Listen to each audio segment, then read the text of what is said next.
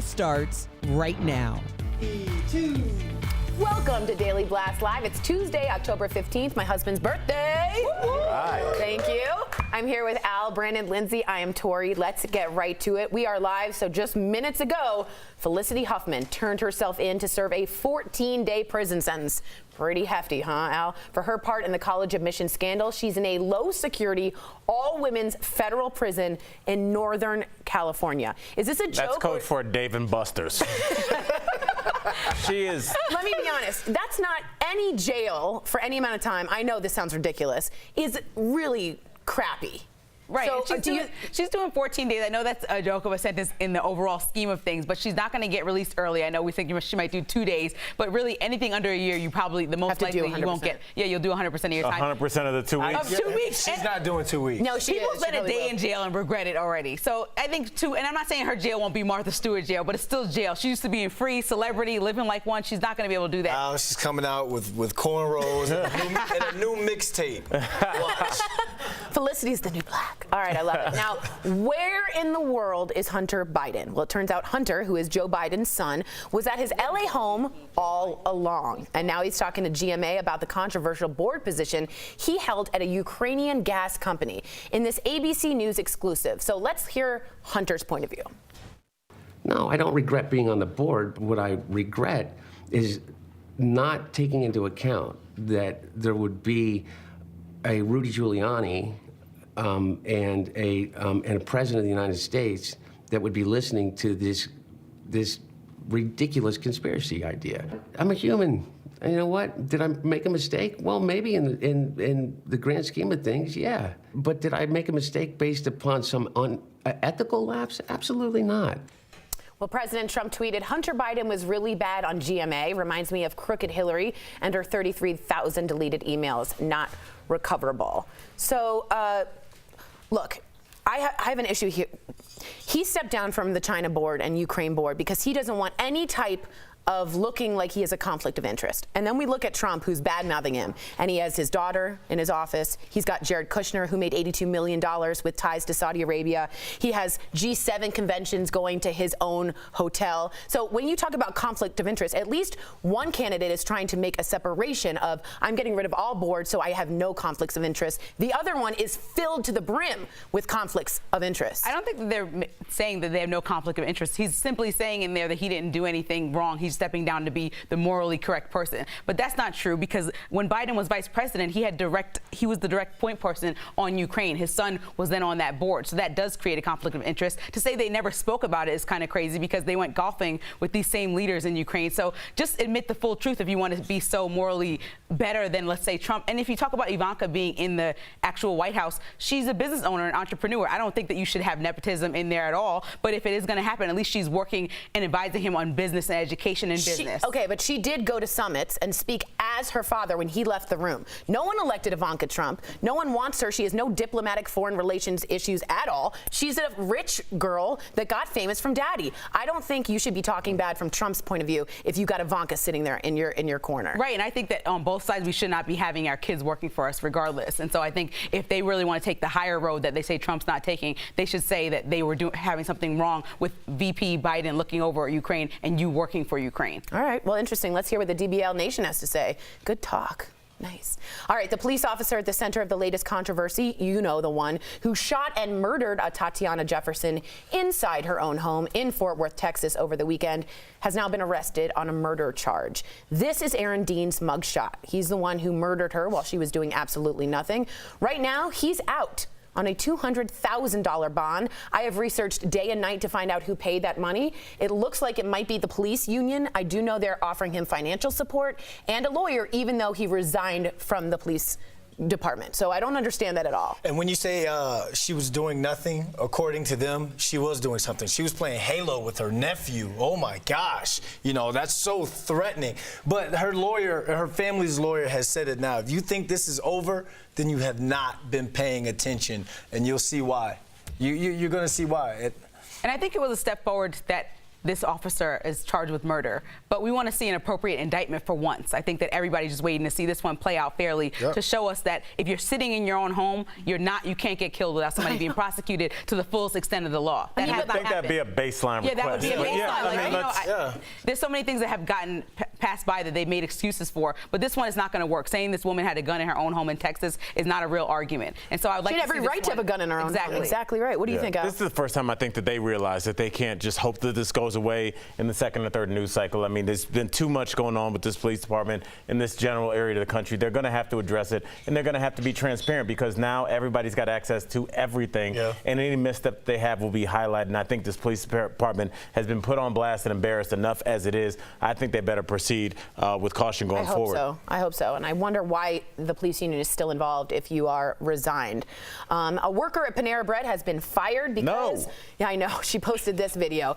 She shows how the chain's mac and cheese is actually, dun dun dun, frozen, not fresh. But she's not upset, tweeting, "There was no wrongful termination. I made a mistake and I've learned from it." But we want to know, what would you think? Would you still eat at Panera Bread? Go to dblvote.com to weigh in. What's sad to me is that she can own up to what she did, but someone can murder someone. You know, a police officer can murder someone and they won't own up to what they did. But I don't want to go into that right now because I know Al doesn't like Panera Bread, and I have a problem with that. What's wrong with it? Paying $20 for a ham and cheese sandwich. No, friendship is on the I fence. don't like these fake home-style restaurants. Like, stop trying to act like you're like, this is like not my mom's house. I don't expect it. I don't want my corporations to be like loving me. I want them to be cold and metallic and sterile and mean.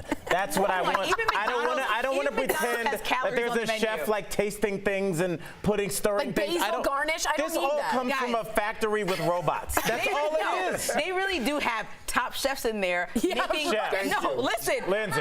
what the menu will be. There are actual testers even for your little McDonald's. That's like a quick drive-through. There's a chef. They're actual chefs. Yes, I watched the documentary. What's his name? I don't know that man's name. Because he doesn't exist. Antonio. Yes. Antonio. Thank you. Cook by 3. That's what it is. This is still good food, though. That bread bowl, French onion soup, is delicious. From I think I feel like it's assisted living. Lindsay has mentioned this bread bowl all morning. That's. Yeah, we've mastered that technology to scoop out bread and put liquid in there. I love Lindsay because she's like, this is great. She's like, we've landed on the moon. I've landed on the moon. I can't help you, Lindsay. I can't help you. Hold on. I want to see what Al eats for lunch today. Let's just Lindsay, let's talk about this bread bowl. Forget all the rest of the stories. Yeah, forget the rest of the day. You know, honestly, the bread bowl comes with a nice bit of cheese that you put on top. Some croutons. You can do that yourself. You know that. Take some bread, scoop it out. All right, we say 67% say yes, they will still eat a Panera Bread. Way to be when the next time I go in a Panera run, don't ask for anything. Oh, they give you an apple. Big deal. That just means you're too lazy to make a side. Some fans. Not at my aunt's house. Are you done? Yes. Okay. Some fans are upset with a Washington Nationals pitcher. Daniel Hudson skipped game 1 of the playoffs so he could be with his wife for the birth of his 3rd daughter. And here's the healthy baby girl, Millie. Mazel tov to the family. But some fans say his first loyalty should have been with the team, which I think sounds uber loco. What do you think, Brandon? It sounds terrible because your first loyalty is to your family. Yeah. That's why if you're a baseball player, that's why you're away 180-something games a year. You're away from your family. Spring training, you're away from your family. So when players, let's say football players, we still continue to play even though our body is depleted. We're not doing that for the fans. We're not doing that to bring Cleveland a championship. We're doing it to make sure that our family is taken care of. And we're sitting here and people are sitting here saying like, oh, it's just a 3rd birth. Oh, it's just. It is. I have 3 kids. I call the 3rd one what's his face. It doesn't. Brandon, look, you're talking about the team. They're leaving their families to go play because it's a very lucrative sport. And you always talk about team. You've been a part of a team since you were 5, 6 years old, I'm sure. You do have a responsibility to take care of your teammates. He is pitching on game 1. But you have your family first. Your wife is at the best hospital in the country. If something would go wrong with that baby, and what is he going to do? Take his mid off and help? No, but I'm saying there's complications and you want to be there. It's one thing when these athletes choose to go play after a family situation happens, whether it's a baby or a death in the family, like Isaiah Thomas, who used to be on the Celtics, and he played the day his sister died. But it's one thing when it's not an option and the fans are saying you need to do this. I think that's really like speaking from some high or saying take the fans out of it. I just think you have a responsibility. I will defer to Brandon. He played professional sports, but especially in football, where like a lot of those guys will not only not be on that roster next year, but might not be in the league next year, that might be the last paycheck they get. And if they they can don't get a birth of a child again if they can get a ring out of this for the rest of their life, that ring will take care of them. A ring or a child? A ring. How do you feel? What are you talking about? Let's say there was someone who. Do you know how many people there are? You can get more people. You can't get another World Series ring. Let's say there was someone. There's 8 billion of us who drove a public bus, public transportation, and they're like, oh no, I can't do my bus route today because my kid got in trouble at school. Well, what I'm saying, I would say that we can find another bus driver rather than we can find another starting pitcher in the World Series. There's a bunch of pitchers on the team. Yeah, but they're not good. That's why they're not pitching the first game. And scene. Come on, guys. I liked it. Yes, I can be a pitcher. That's not an argument. It is. DBL is live, and coming up, home renovation guru Ty Pennington is back with another show. He tells our own Sam Shocker how it will breathe new life into small towns. And you, the viewer, are our fifth host. A Democratic candidate for president wants to take away tax-exempt status from churches if they oppose gay marriage. Your comments on the controversial proposal coming up next. Hi everyone, Kelly Schubert here with the DBL Digital Team. I'm tracking all the breaking and trending news. Happy Tuesday, we're happy you're here with us. Let's go to the desk and see what's going on with our host. Exactly. Oh, come on. Hey guys, what's happening? Don't act like you're. Yeah, Brennan. Hi guys. Oh, wait a minute. She made Sharon our technical director. Yes, but she made an incredible. What did you tell the people? Do the math. Do the math. Don't get. If you have a job, these are not the whole 9 months out. You're saying they should be on the pitcher? Sharon. Well, no, I think that 9 months before the World you can Series. be a little bit more proactive, and if you know that that's an important time in your life, don't try and get pregnant. But you don't know you're is. What if she don't try? What if she had fertility issues and like quitting? Well, there's a lot of what then ifs. You prioritize. Yeah, that's I what agree birth with is that. like. Well, a lot what if it of was an ifs.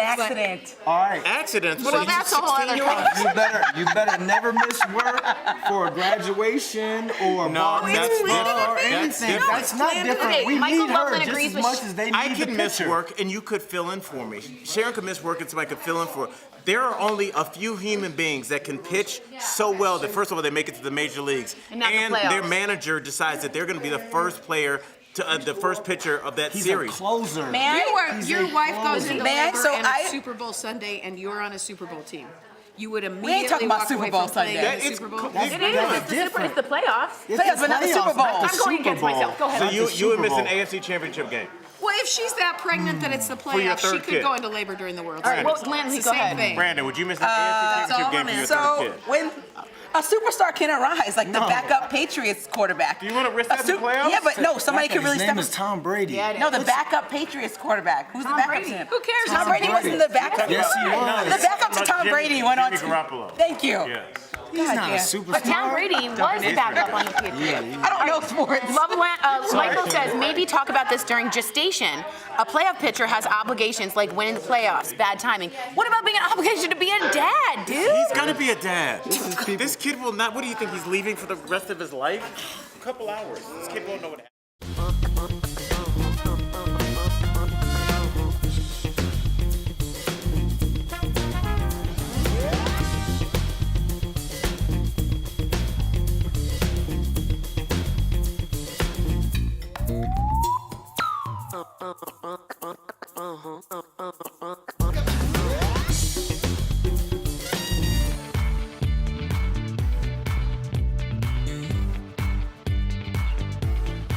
Welcome back to DBL. It's time for Fifth Host when we talk about what you're talking about. So here's the story. 2 Democratic presidential candidates have set the stage for a really serious debate. Beto O'Rourke says religious institutions like churches and synagogues and mosques should be taxed if they oppose same-sex marriage. But fellow Democrat and openly gay Pete Buttigieg says Beto's proposal would be to divide our country even more. This is a tough one. DBL Nation, should churches and synagogues and mosques be taxed if they're against gay marriage? Lindsay, why don't you hit us off? All right, Millie from Facebook says, if the religious organization was founded before these new anti-discrimination laws, they should not have to pay taxes. I believe that no one should discriminate, especially in private business, but I do believe that in churches, mosques, synagogues, or what have you, people studying their faith should be allowed to do so freely, and that we shouldn't try to take the tax-exempt status away because then we're going to further divide the nation. So you're with Pete Buttigieg on this one. Yeah. Interesting. Barb from Facebook says, my son is a devout Christian and gay. Wow. Initially, I supported the church's beliefs on this matter, but having seen what my son has been through, I feel religious institutions should have to pay taxes for being discriminatory. Now, Barb, if it wasn't your son that was going through this, would you feel the same way?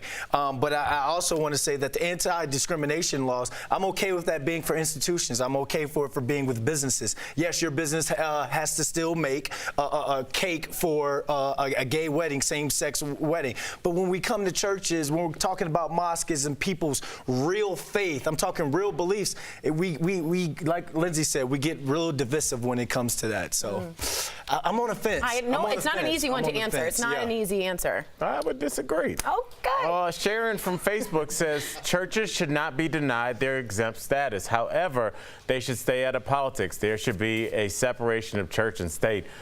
Sharon, but there isn't. I mean, every politician we've ever had has only been asked about their religious background, but also kind of taken to task if they, I don't know if we've ever had an openly atheist president. So I don't know if we can say that. Also, when it comes to religion, saying, well, if they thought this before the discrimination laws came around, then they should be able to. Well, then I'll ask that, does that church use the internet? They've used things that are of the modern era, so you can't have it both ways. You can't say we want to think this way that's from the Stone Age, but also have internet and use cell phones. So if you're going to discriminate, you got to do it on a landline. You got to do old school. I'm saying no technology. I don't want any tablets. No AC, Send nothing. a Raven. Yeah, so carrier pigeons do that. Then you can discriminate if you want. If you're using modern technology, we're using modern thought. Then you need to evolve. Interesting. So we got 2 Buttigieg, 1 Beto O'Rourke. Let us know what you guys think. Well, guess what? Our famous friend just joined Instagram. Raquel, what's going on? That's right, Tori. This is one where Rachel gets Instagram. Jennifer Aniston is stepping up her social media game and bringing her friends along for the ride. She posted this selfie with her former co-stars Courtney Cox, Lisa Kudrow, David Schwimmer, Matt LeBlanc, and even Matthew Perry. Jen captioned it, "Now we're Instagram friends too." And she's gaining more followers faster than you can say we were on a break, including her ex, Justin Theroux, who's not only following her, he's commenting too. Now, her first post is iconic because it's the first time all 6 friends have been photographed together since 2004. I'll be there for this. Huh? What was the wink thing all about? No, I was just trying to be clever, but it looked like I had some kind of problem. Oh, I thought that was something she did on the show. No, because the word friends. And like, because she's a friend on Friends, guys. Oh. Well, they get her more likes than you get me when I post you, so I don't know if we're Well, you can go ahead and refrain from posting. There you go. Well, coming up on DBL, home renovation icon Ty Pennington is at it again. DBL co-host Sam Shocker goes one-on-one with him to talk about this awesome new show he has that gives back to small businesses, and you can nominate your town, so pay attention. Are you? Salma Hayek, welcome to Daily Blast Live. Got a hit show. 100%. The button to the NSYNC story. So this means so much to us. I feel like we're old friends. Salud, salud. Salud. Can you stand with me? Hey, Gwen, welcome to Daily Blast Live. Hey. I'm mostly worried about you and Sam, Jeff. We got our ear to the streets here at DBL. How you feeling? I'm really good, man, really We good. love when we can bring comfort to people. It was such an honor to speak with you. It was so nice to meet you. Big fan of yours. Thank you. I'm black. I don't jump off the ship while it's still floating, Jack. Did you feel a special sense of responsibility as a woman? No. Or did that not even come into it? Never occurred to me. I like to remind people that news isn't always going to make you happy. Right. Anyone who knows me should probably not be president. Appreciate you, Sarah. So I just want to thank you personally for that. My pleasure. It was inspiring. I feel like we're on Oprah.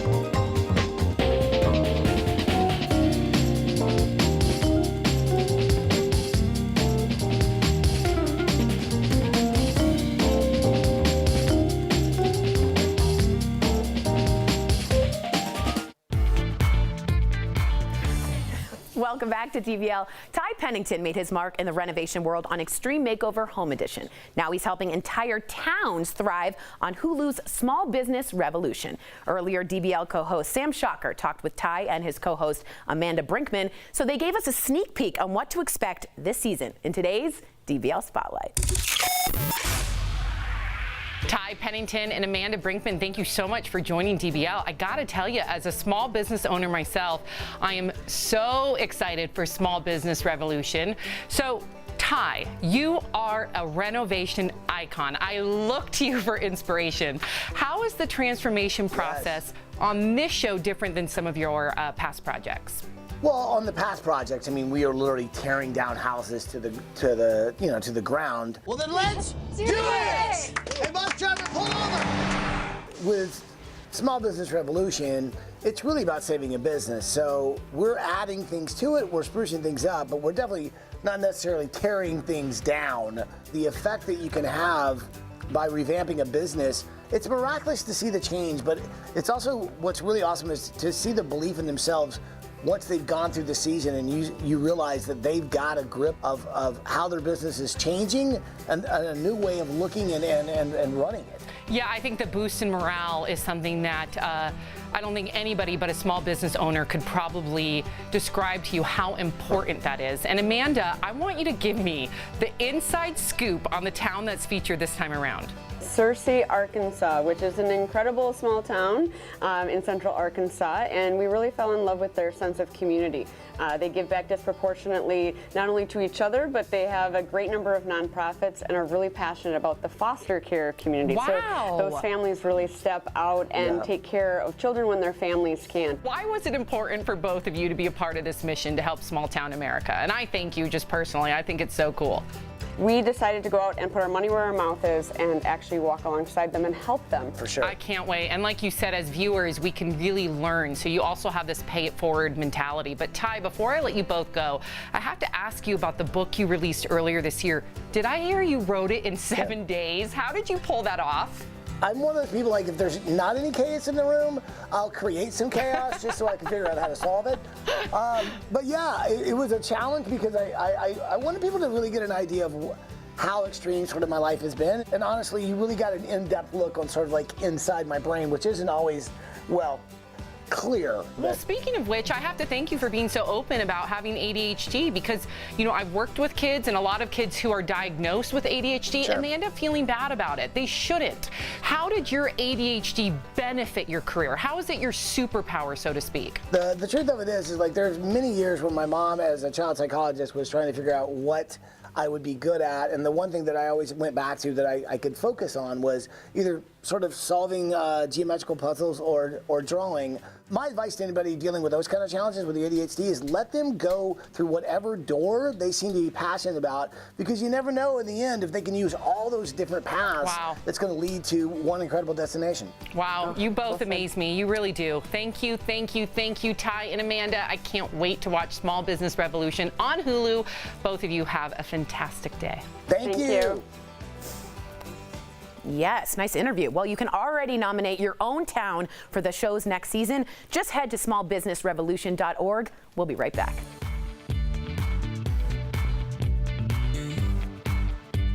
Promotional consideration is brought to you by... Hey guys, welcome back to Beauty Blast. I'm Jeray Banks, and today we're talking about a little coverage on the skin. Yes, you guys, I'm talking about my favorite product on my face, a tinted moisturizer. Now, I wanted to test out something new. First Aid Beauty recently sent me a tinted moisturizer that has a 12-hour wear on it. At least that's what they claim. So they sent me on one over, thanks First Aid Beauty, and I want to try it and see if it's actually going to wear up to 12 hours because, you know, I have a busy day here, and if it actually looks good. So while we're here, let's go ahead and try it out. I got my shade here in Rich. It's very fitting. And I have their concealer as well to try. Now, the concealer has a full coverage claim on it too. This guy is called their Hello Fab Bendy Avocado Concealer. So I'm looking forward to see if these are going to stand up to my test. Let's dive right into it.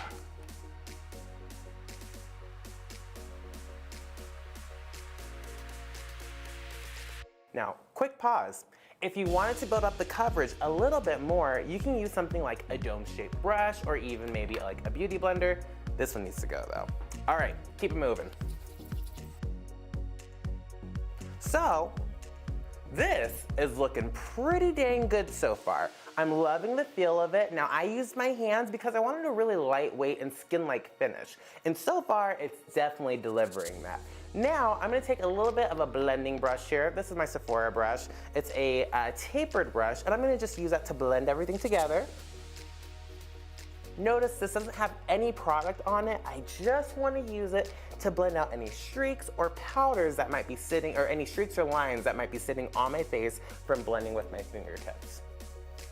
But so far, she looks real cute, guys. Now, to really take this up to the next level, I'm gonna try out the concealer, the Bendy Avocado Concealer, and see if it's really full coverage, because these bags gotta go. Oh, you can see a big difference too already. This guy has a really nice hydrating feel to it.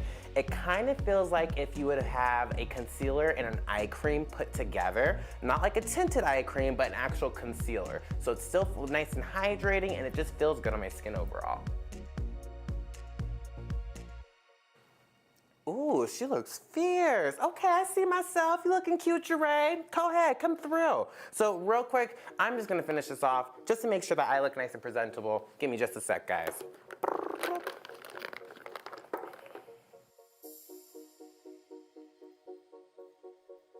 Now that's some hard work. Now let me tell you guys, I love the way this feels already. Now the First Aid Beauty Tinted Moisturizer, like it said, it has a 12-hour wear, and I've worn it a couple days already and it feels amazing. It definitely lasts through the day, and you have a beautiful natural skin finish all day long. So if you're a lightweight wearer, or if you like lightweight makeup, definitely try out the First Aid Beauty Tinted Moisturizer and Full Coverage Concealer, because it's definitely made the slay list. Now, for more Beauty Blasted, make sure you guys are checking out everything on Daily Blast Live, or follow me at Jeray for the Slay on YouTube, Instagram, Twitter, Facebook, all those things. We'll see you guys next time.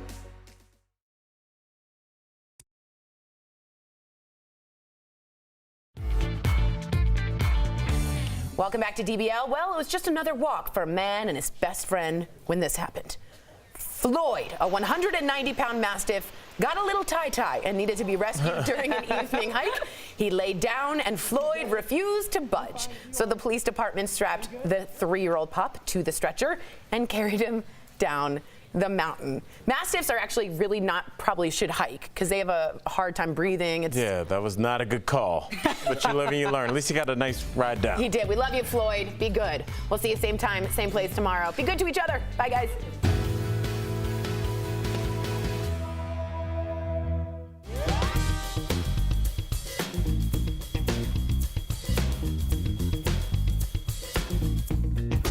Hi there, DBL Nation. Kelly Schubert here, the DBL digital team. I'm tracking all the breaking and trending news. And Tori, right now I've got a trending story for you. Do you like Coca-Cola? I'm obsessed. Do you like Tic Tacs? Uh-oh, what do you do if they put them together? They explode? What do you feel like? A Tic Tac? A Coca-Cola Tic Tac?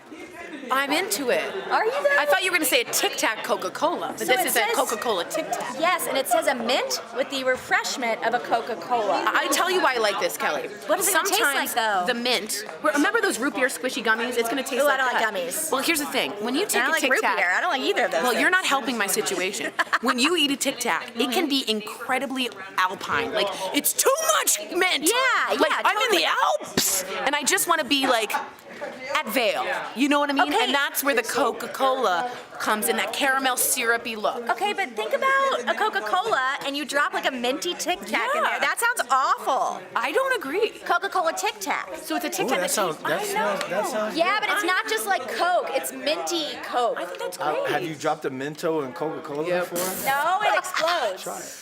What about Pop Rocks? Did you ever That see seems that? Do you remember that? Yeah, When didn't you did someone Pop die Rocks, that that time? was the myth that someone Oh, would it was explode. Your stomach would explode if you put Pop Oh, I Rocks never heard that with one. soda. And we all refused to do it. It was like a big myth. Really? Yeah. Drama. I probably tried it. Oh man, it's a big Sometimes you gotta deal. live on the edge, Tori. The Pop Rocks was too edgy for me. Anyways, DBL Nation, let us know what you think about the Coca-Cola Tic Tacs. Whoa. Will you try them? If they just tasted like Coca-Cola, I'd be into it. No, I need a little Alps. You know what else I like? Fun dip. I love I always get Fun Dip every year for Valentine's Day. Didn't you get one from me that the last year? sugar thing? Yeah. Well, let's do it for Halloween. No, it's Valentine's. Bye, guys.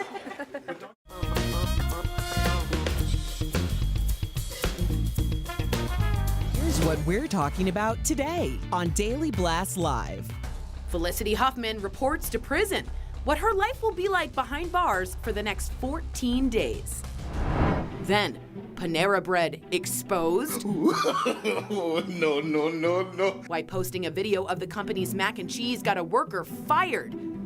Plus, who's the most beautiful woman in the world? Find out which celeb has the perfect face according to science.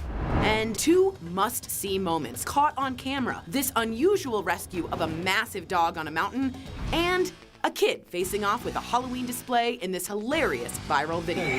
Charlie, it's okay. It's okay. Real, honest, entertaining, live. DBL starts right now. 3, 2. Welcome to DBL. It is Tuesday, October 15th, and I'm here with Erica, Jeff, Al. I am Sam. Let's get right to it. Well, breaking news just in. Felicity Huffman turned herself in to serve a 14-day prison sentence for her part in the college admission scandal. She's in a low-security, all-women's federal prison in Northern California. And let me tell you, I did some digging. Are you guys ready to hear about her very cushy prison? Let me hear. Okay. When I say cushy, I mean cushy. Like, I wouldn't mind going there. Don't say that, Sam. They nickname it Chateau Dublin. Forbes magazine named it one of the top cushiest prisons in the world. There's acres of gardens, private rooms with TVs, computers, and motorized shutters. Yeah. Art classes, knitting, crocheting, and horticulture. I don't even know what that is. Horticulture. It's like gardening. Gardening, okay. You can bring your own luxury linens. And during the week, you get a continental breakfast. Sounds better than some of the hotels I've been in. I was just about to say that. That literally sounds like you're describing like an assisted care facility you put your parents in. Like, I'd be like, this is nice. Let's look at this for grandma. I know. This, I cannot believe that. I mean, but this is, it's funny, but it's not. It's a slap in the face to everybody else that has to face real punishment. Yes. Because what this is saying to everybody is no matter what happens, this is worst case scenario, and it's everybody else's best case. You mean if you're rich, you get to go to somewhere cushy. If you're not rich, you get to go to a 4-foot cell. But that's how it is. If you're a celebrity or you're a high-profile person, you're separated. You're in a different place than everybody else. You know what I mean? That's the same for R. Kelly right now. He's not in general population. That's again, he doesn't have these luxuries. Don't get me wrong. Definitely not getting a continental But it's definitely breakfast. a different crime. And she's serving 14 days. I mean, it's not her fault that she's going there. Why is there a prison even like this? Sounds like a retreat. Yeah, That's a good question. That's a great question. That's probably the best question. Why does a prison that has better accommodations than many people's homes in Middle America I would say the majority of people, Erica. The majority of people's homes. I mean, I'm tired. You're tired, right? Right. As a mama pregnant, I'm tired. This place Can we sounds get Sam quite in there good. for Can I come? What if Sam just checked in there on the weekends? Pay for your kid to get into daycare somewhere and you're off. They probably provide those services too. Oh my Yeah, goodness. I know. They probably do. All right. This next story is definitely a serious story and one that we've been on top of and we want all of you to pay attention to. The police officer at the center of the latest controversy, the one who shot and killed Tatyana Jefferson inside her own home in Fort Worth, Texas over the weekend, has been arrested on a murder charge. So this is Aaron Dean's mugshot. Right now, he is out on a $200,000 bond. Many people upset by that because they believe he got the money from different police officers and different members of the community. What do you think about that, Erica? I think that there was really no other choice but to arrest him. I understand the family was told that the likelihood of an arrest being made at this point was very, very low. There's 2 other examples that have set a precedent for this. One was Amber Geiger. Lee Merritt, who has been the attorney who not only represented Botham Jean's family, but also is representing Tatyana's family, has been very vocal about the fact that he wants police reform.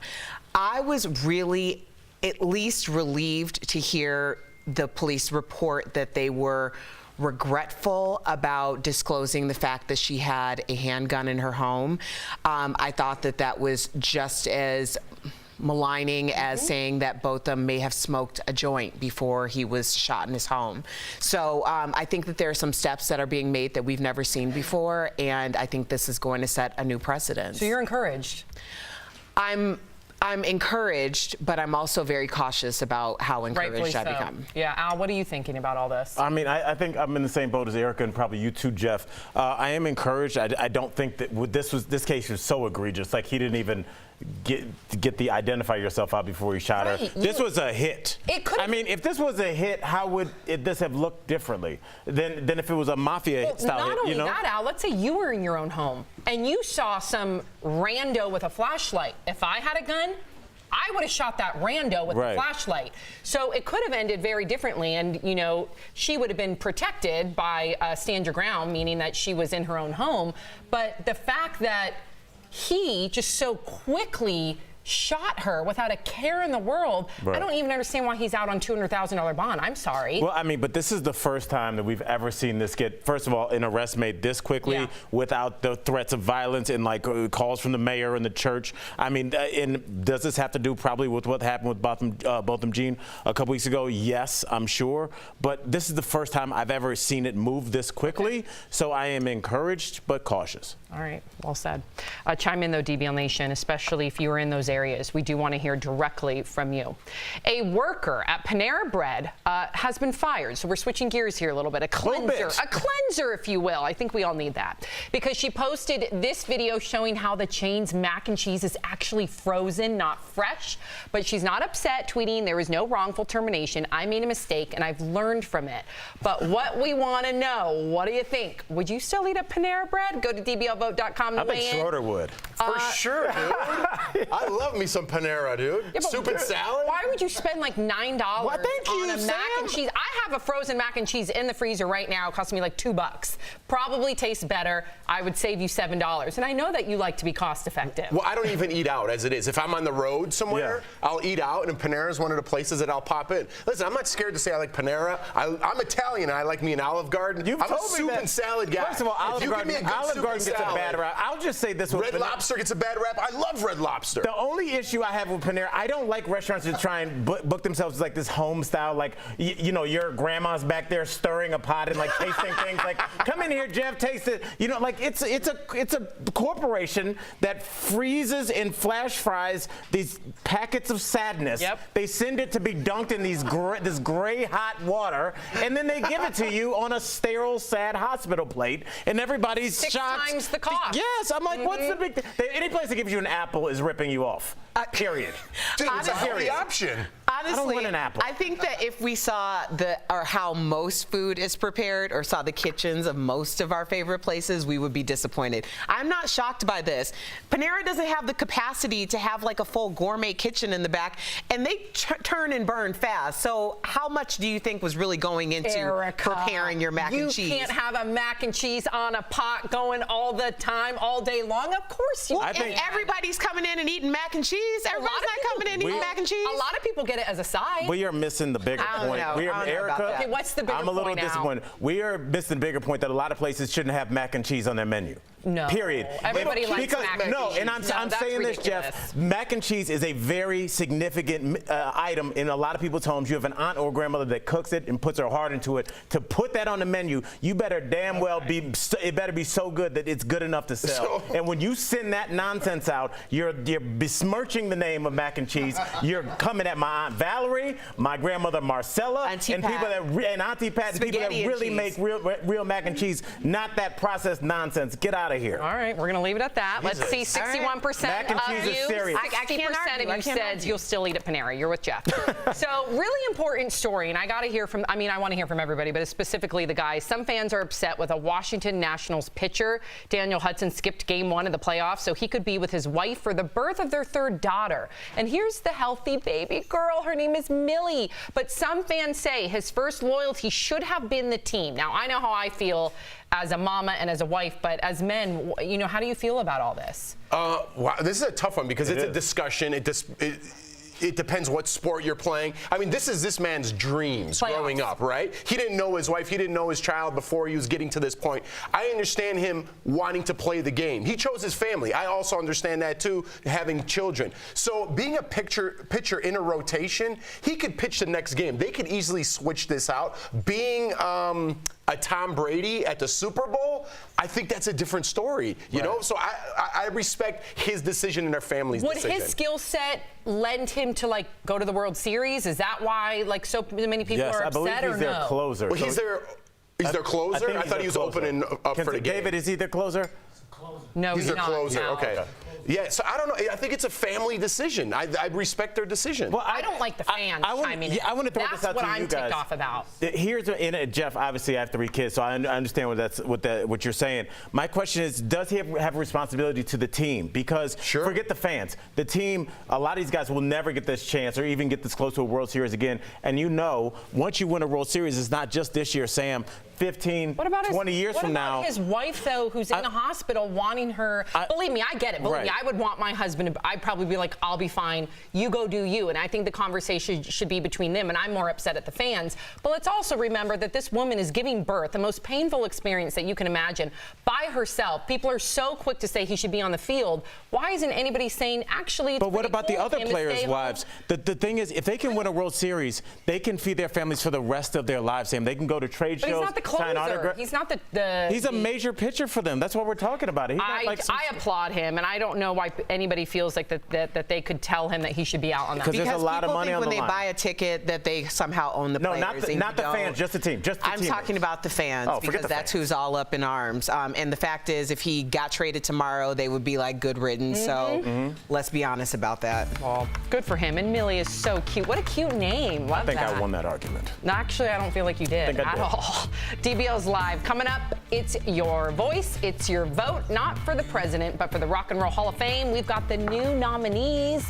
Plus, she's a pint-sized star on one of the biggest shows around. This Is Us actress, Faith Herman, dishes about her favorite co-stars. And you, the viewer, are our 5th host, a Democratic candidate for president, wants to take away tax-exempt status from churches if they oppose gay marriage. Your comments on the controversial proposal next. Driving without... Hey everyone, happy Tuesday. Kelly Schubert with the DBL Digital Team. I'm tracking all the breaking and trending news for you right now, but let's go to the desk and see what's going on with our hosts.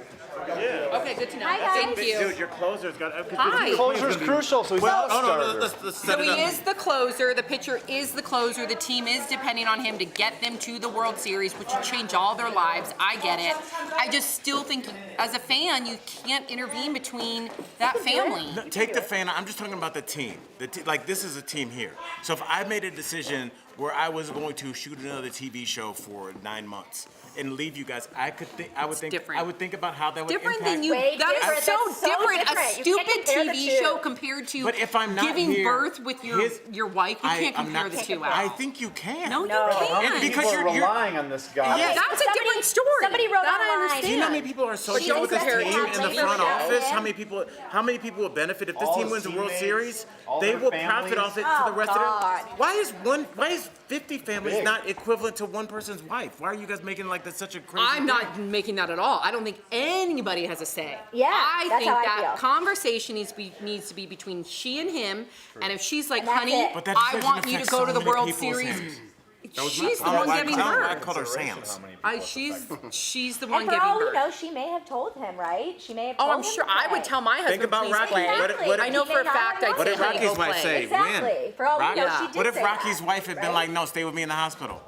Yeah. He would have never Rocky's fought. See, that's a better point. Thank you. And you know what? Why are we even putting this on the wife? How do we know that he didn't want to be there? Exactly. So we got to give him credit. Well, that's what he said. He said Yeah. I wasn't going to not be there. Then He's you like, know- I was going to be there. So stop putting it on the wife and listen. Yeah. He made that choice. Support him. Move on. Who put it on the wife? A lot of people are. A lot of Saying, people what are. was But wrong? this- They're like, oh, it's your No, third I'm just gonna take the other child. side since everyone's screaming about the other side.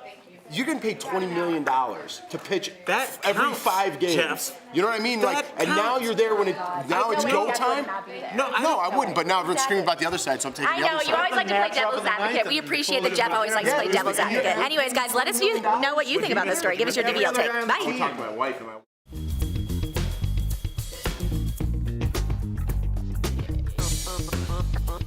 Welcome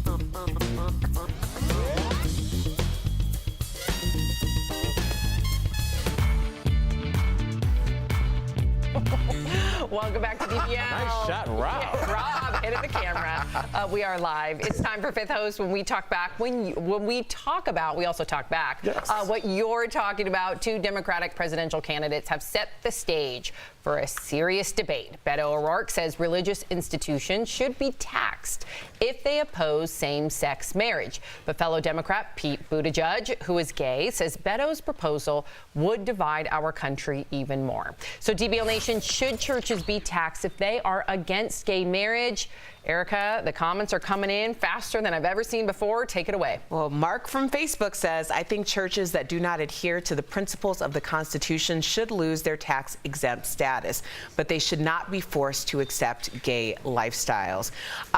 Mark, I appreciate you writing in. I am not sure what the right answer is, but I do have an issue with money that seems to be misappropriated for people who have taken some kind of vow of poverty or less than to a community and are living more than, and I think that has become a real issue. All right, Zoe Rose from Facebook says religious institutions should pay taxes if they're going to discriminate. I think this is a bigger question of discrimination or not. Should churches pay taxes? Isn't it separate, church and state? I think churches go back a lot longer than I assumed than the Constitution, right? Than 1776. So I mean, the idea of a church was to help out the community. I think it's changed a lot now. Listen, I'm Catholic, and the Catholic religion is a business. I'm telling you right now, and I think a lot of other churches are, and I think a lot of other people take advantage of that tax exemption, like I'm trying to think of what Scientology. Yeah. I mean, look, I mean, and that's a thing, Jeff, and I'm glad you brought that up because I feel like it's so weird. You take this tax exempt status. We're talking about money at this point. We're not talking about ideology. So that means you're sitting on property. You're still running water. You still are you going to use the police and the fire department if you need it? So that means now everybody in the community is paying for you because you're not paying. So now, if we've decided in this community that we're going to accept gay people, as we should have done a long time ago, and then get married, that's what the people that are paying for your little situation. So you go by what we say. Leonard from Facebook says, all religious organizations should pay taxes, especially the ones that get involved in politics. Just think of the good this money would do for education and infrastructure. Infrastructure is my word. I don't know why more people don't run on infrastructure, but I'll just go with what I said. I think that you should listen to the people, especially if you're asking the people to pay for your Especially if you're supposed to be representing everybody, right? Yes. That's your community. So you can't pick and choose and discriminate and then expect to have the tax benefit to boot. And then we were talking about this with churches. You would think they'd be the first people. I know. And some of them are, though. Yes, There's they a are church very right by my house that has a big, huge sign that says all are welcome. It has the LGBTQ rainbow flag. It says refugees are welcome. So there's a lot of really amazing, inclusive churches. Oh, that must be MCCR. Oh, really? Metropolitan Community Church? Yeah, it is. Yeah. Love them. Yeah, Erica. We'll be right back. Yes, girl. Are you...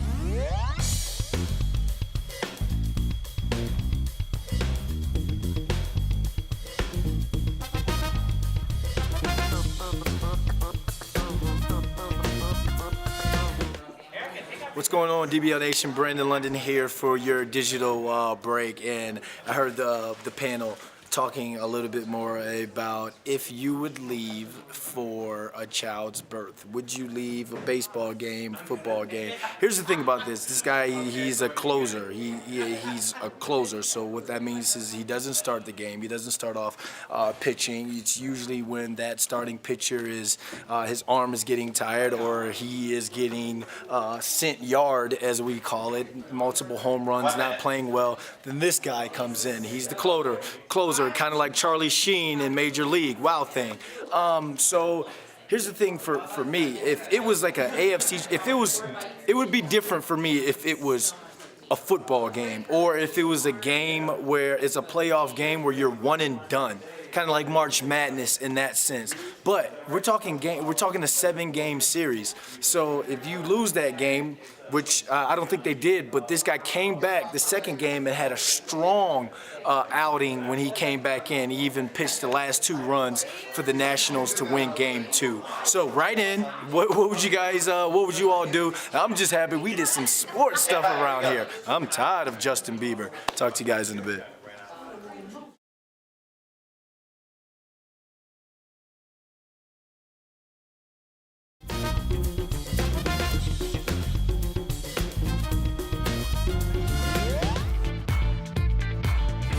Welcome back to DBL. Get those tissues ready because This Is Us returns with another new episode tonight.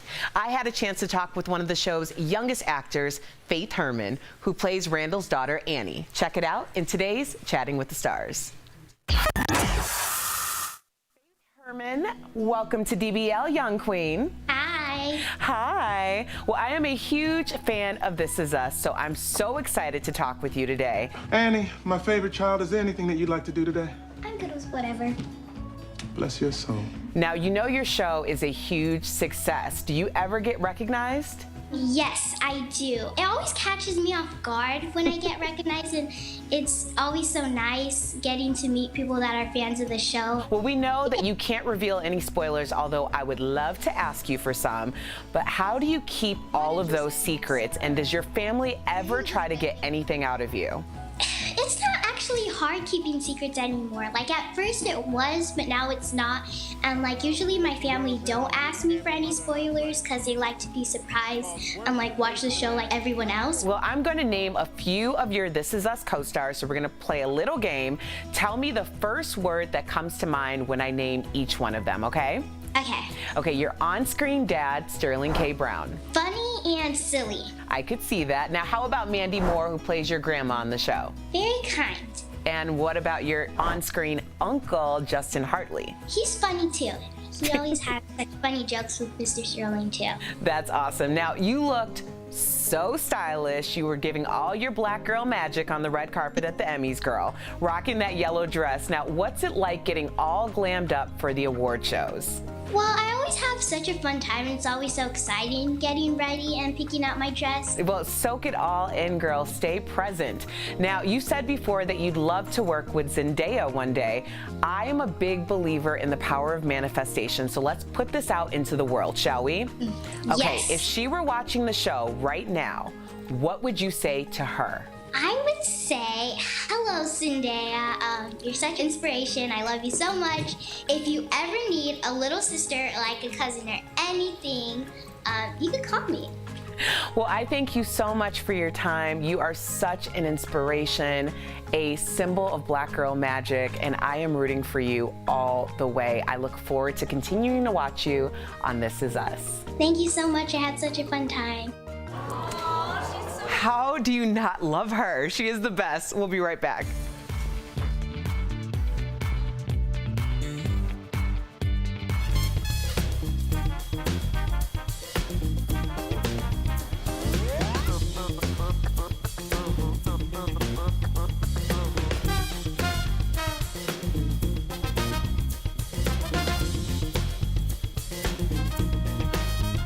DBL Nation, I'm back. What a cute little piece right there. I need to get my little sisters into acting. Maybe my niece, you know.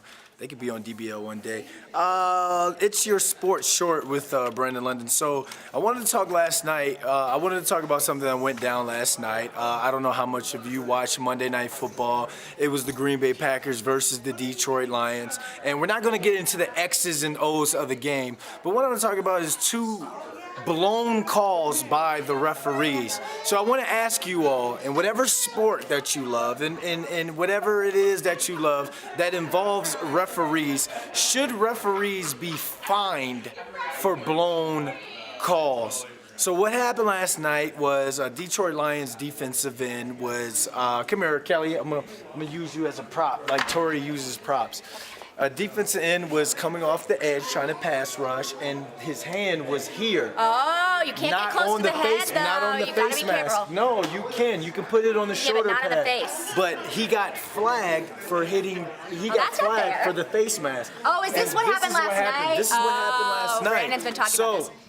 The Green Bay Packers on one of the penalties ended up scoring on the penalty, and then on the next time it happened again. That was the game same winner. kind of penalty? Same kind of penalty. What? And they missed the call again. Let me ask you this: can you challenge it? Can the other team challenge a penalty? You can't challenge penalties. Like you can challenge pass interference. Okay. But you So I cannot thought you could challenge some face stuff. mask Okay. penalties like Dang. that. So I asked the question because we always love Yep. to hear back from DBL Nation. Yep. And the NFL kind of has these guys not so much sequestered but protected. Yeah. Should referees be fined? Should referees have to have a press conference and explain their calls? And should referees have to be fired if at a certain point in the season they have enough blown calls? 100%. I think yes on all of the above. Because you look at it, and It's only fair. People make mistakes. People make mistakes, yes. But when it's clear But that when it's it's on purpose. clear and it's on, not think so they're much getting on paid purpose, they get paid a lot of money. No, but do you think like the other Offers. team could be paying them? No, not in today's NFL. Oh, okay. It's maybe too back regulated? In the day, Okay. it's too regulated Gotcha. now. But I Makes understand sense. they go through extreme training.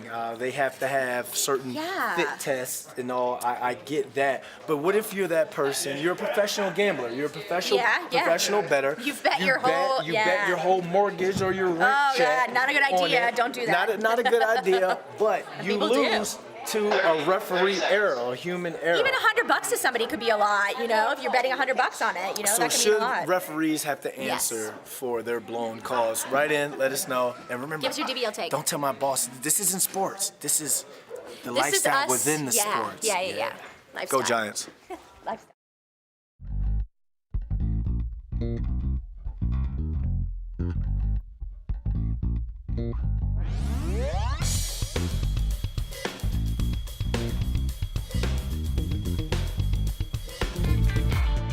Welcome back to DBL. It's just another walk for a man and his best friend when this happened. Floyd, a 190-pound Mastiff, got tired and needed to be rescued during an evening hike. He laid down, refused to budge, so rescuers strapped the 3-year-old pup to a stretcher, carried him down the mountain. This is serious. There's a lot of dogs that just really can't take the back and forth at a beach, for example, if you're playing catch with the dog as they're going in and out of waves or certain hikes. So be mindful of that. That's a good point. I had a Great Dane. He was 160 pounds and he was raised with a Mastiff. And I don't even know what was wrong with him, but I couldn't get him to move.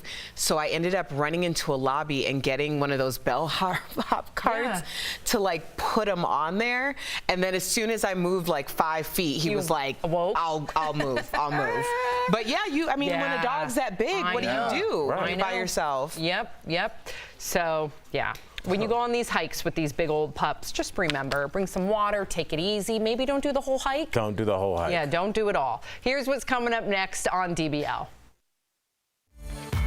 Science has crowned the world's most beautiful woman. Wait till you find out who she is. Plus, the PC police are back just in time for Halloween. The age-old debate continues, is it okay to wear costumes some people find offensive? And wipe that smile off your face while your positivity could be ruining lives. DBL comes back.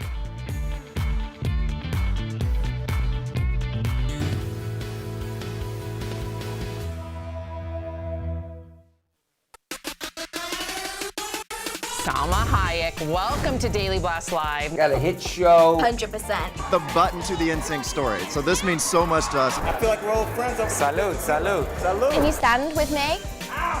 Hey, Gwen, welcome to Daily Blast Live. Hey, I'm mostly worried about you and Sam, Jeff.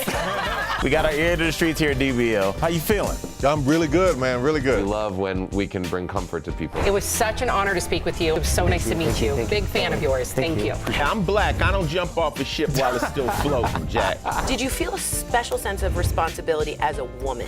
No. Or did that not even come into it? Never occurred to me. I like to remind people that news isn't always going to make you happy. Right. Anyone who knows me should probably not be president. Appreciate you, Sarah. So I just want to thank you personally for that. My pleasure. It was inspiring. I feel like we're on Oprah.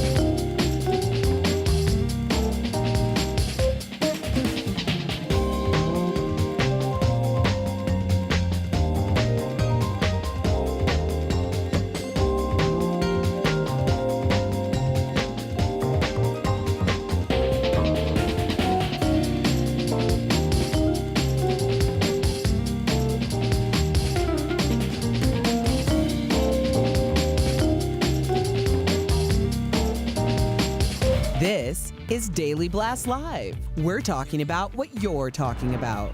Real, honest, entertaining, live.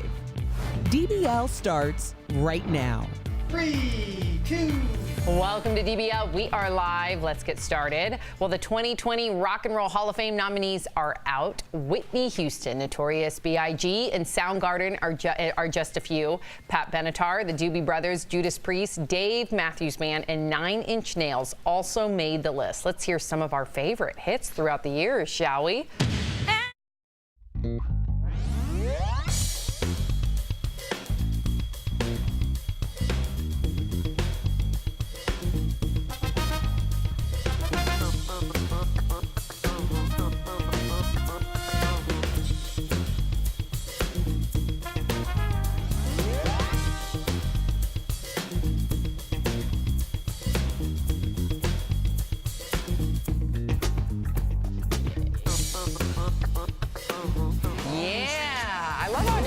The list is. Yeah. It gives me memories of running to my mailbox to get my Columbia CDs. One penny CDs. Right? Whoa. Man.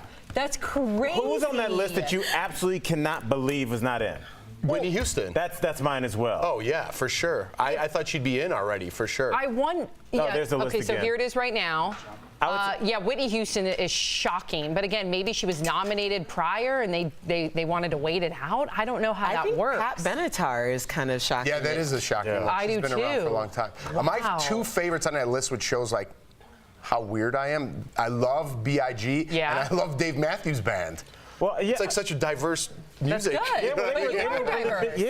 I don't find that crazy. I'm surprised Motorhead is in there already. Like, they had a good run, and they're super famous right up until Lemmy passed away. I used to tour with the guy that loved them, so I heard a lot of. Yeah. So I not tour with them. I toured with the guy that loved them. So I heard a lot of their stuff. Whoa, that's so cool. But I've seen. I met him, and I didn't know who he was. So that's very cool. But I'm surprised he didn't make it. He just passed away, so maybe he'll get that posthumous. Look at Whitney. I know. Yes, Whitney's. Yeah, that was like a while ago. That's what I'm about 10 saying. years ago. Yeah. So I don't know if you get it just for passing away. Very cool, though. Elle magazine celebrated Girl Power last night. Stephanie, tell us all about it. Who was there? Well, all the fabulous Hollywood A-listers that you'd expect, Sam. So they turned up for the annual Elle's Women in Hollywood event. Actress Zendaya won the night by practically wearing every trend that there is. A blazer, a button-up, a skirt, pants, a belt, and heels, and don't forget the choker. But seriously, she rocked it. And Charlize Theron and actress Joey King went for black with a touch of light blue. And I've got to say, I'm loving that pop of colour. And Elle honoured Gwyneth Paltrow for a 25-year film career. But here's what she had to say on stage. I really wish I had written a speech right now. Because I'm drunk and I'm just like a lame old white lady. Yeah, so she was drunk, Sam. Yeah.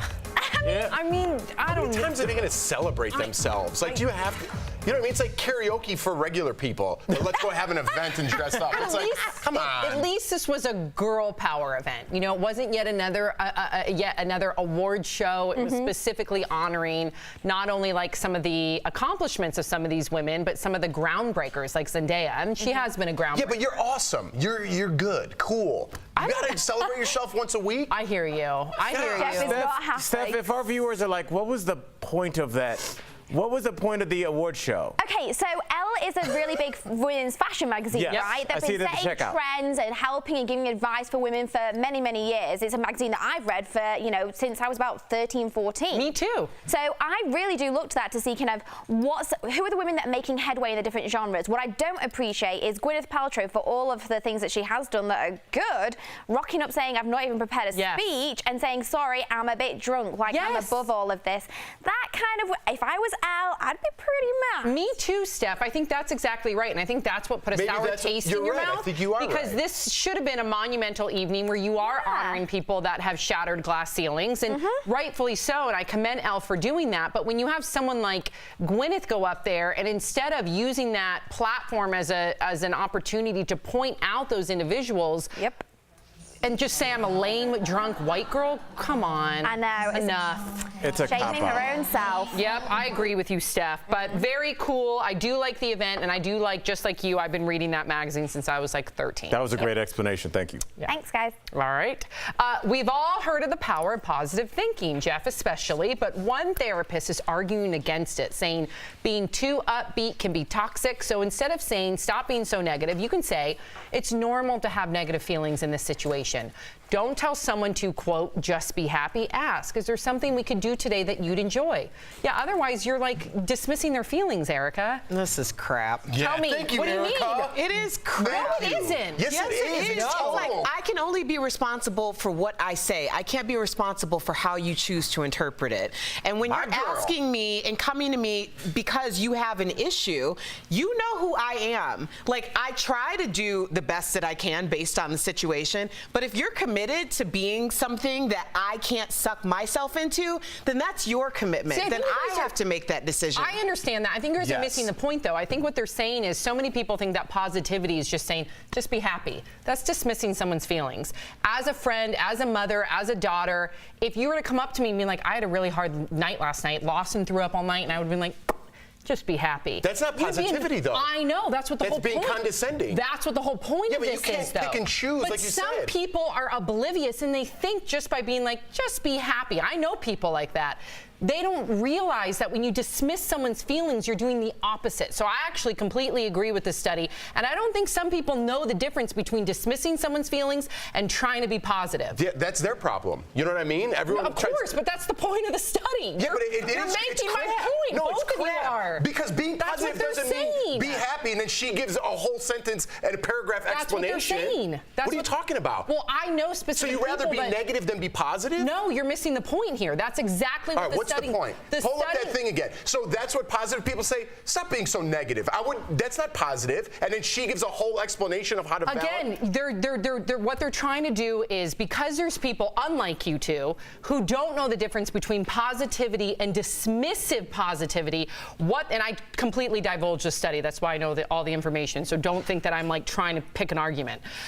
There are people out there that just think being positive is being super shallow and putting a smile on their face. What this study is trying to do is show you that there's a difference between dismissing someone, and that's not actual positivity, and the positivity that you two know and well and breathe. They're just trying to point that out. I can buy that, and I totally understand that. But people also have to understand that not everyone is the person that you should be going to, because perhaps those people don't have the tools to not only deal with what is happening in their lives, but also take on what you're bringing to them. So that's when you get something like, just be positive, because that's someone who doesn't know what else to say. I completely agree. And I'll say this, and I know we got to move on, but Jeff, like when you talk about being positive, and I've learned a lot from you, you never just say, just be happy. I don't know if you even do this consciously. What you'll do is you'll say, you know, when I was in LA, I realized that, you know, I was washing windows and I was in a bad place. And then I started realizing I'm looking at people and thinking negative thoughts. So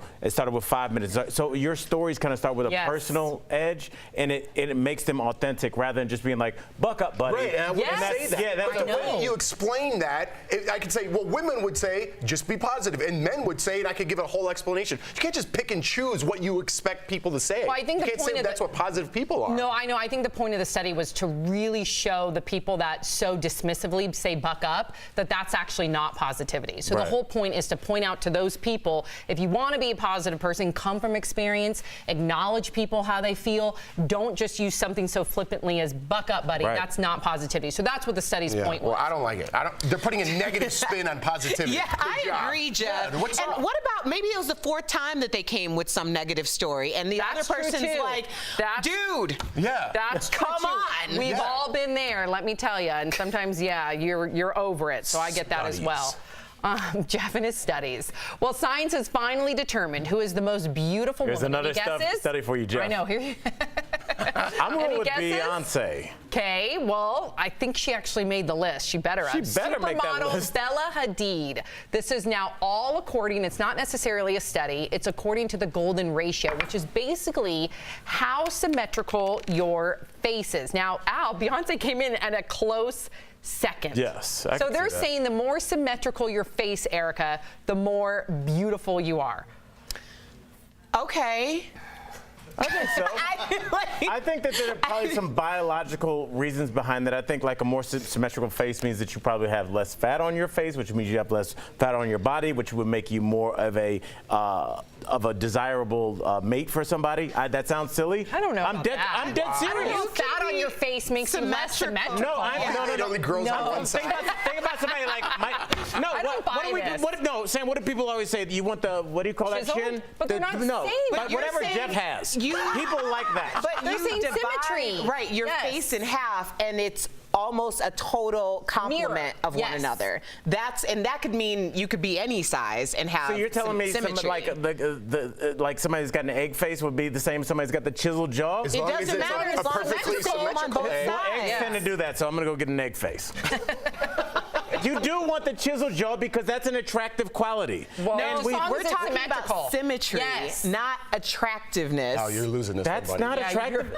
So we're not talking about attractiveness, and we just put Bella Hadid on the screen? Well, I'm saying, okay, I'm sorry, I said that wrong. Apparently, We're they're talking both about very symmetry symmetrical, in terms of Left what's face, right appeasing face. aesthetically to the eye. Yes, attractive people. Got it. They're saying that's what makes... four of the hottest people on the planet. Would you say Beyonce's got a little more curves than Bella Hadid? Yeah. So it doesn't. That's the same. Her face is symmetrical. It doesn't matter about the curves. It's about symmetry. I like the curves. I need the curves. Yeah. No matter what happens. Do they want them to be symmetrical curves? I like those curves. Coming up on DBL, it's that time of the year for race-based costumes. Great. And one university's message to students is ruffling some feathers. The debate over cultural costumes is next. Driving without...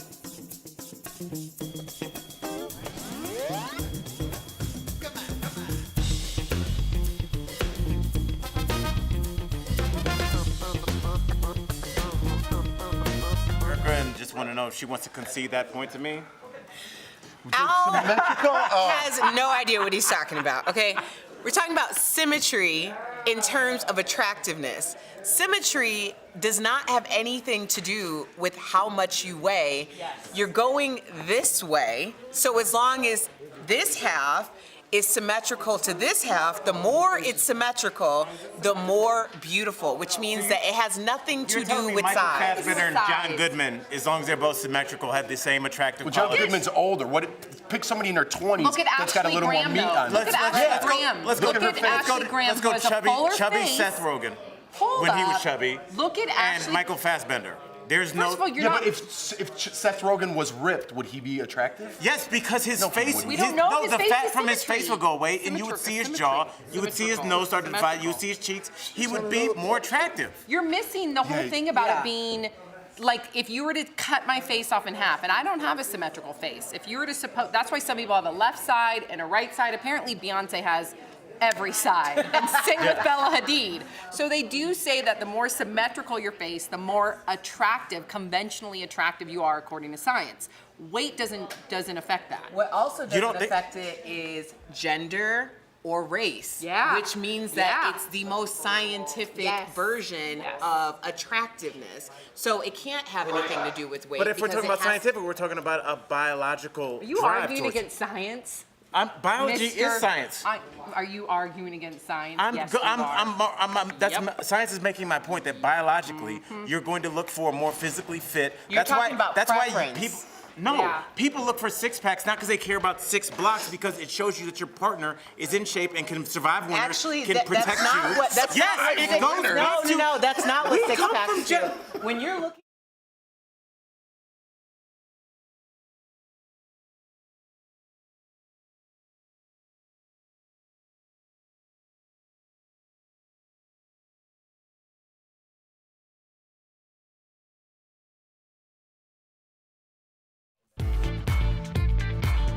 Welcome back to DBL. There's a flyer making the rounds at Michigan State University, and it's getting a lot of backlash, so check it out.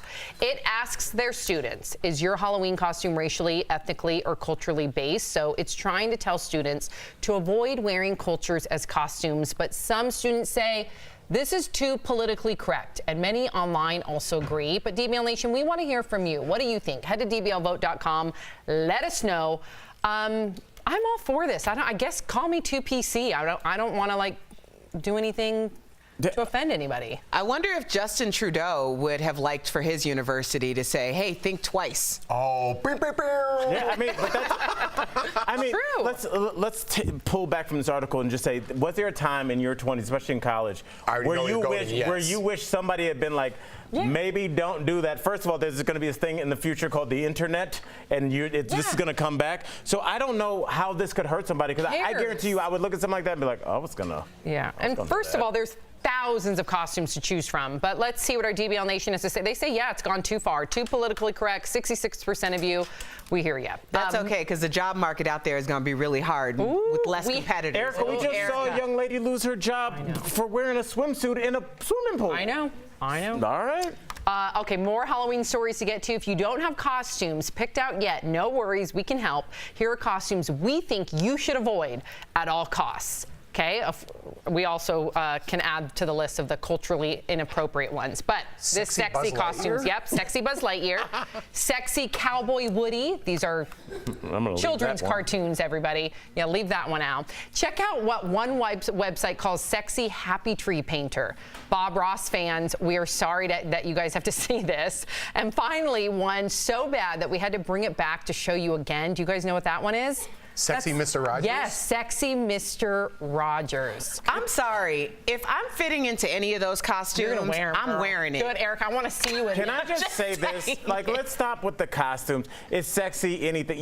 Most people are exhibitionists, but they are too scared to say that, so they live in fear every day, except for the one day where it's okay, because you want to wear fishnets out. Yeah. You want to look sexy, and just embrace that. It's awesome. I think it's so interesting that we go anti, like, fetish kind of wear, and it's like considered this weird thing, but Halloween, everybody's so quick to dress like a sexy mister. You just want to wear that. That's what you want to wear in public. Clearly, I'm speaking for the minority population who just says, if I am rocking something like that because I can wear it, I am wearing it. I want to see it.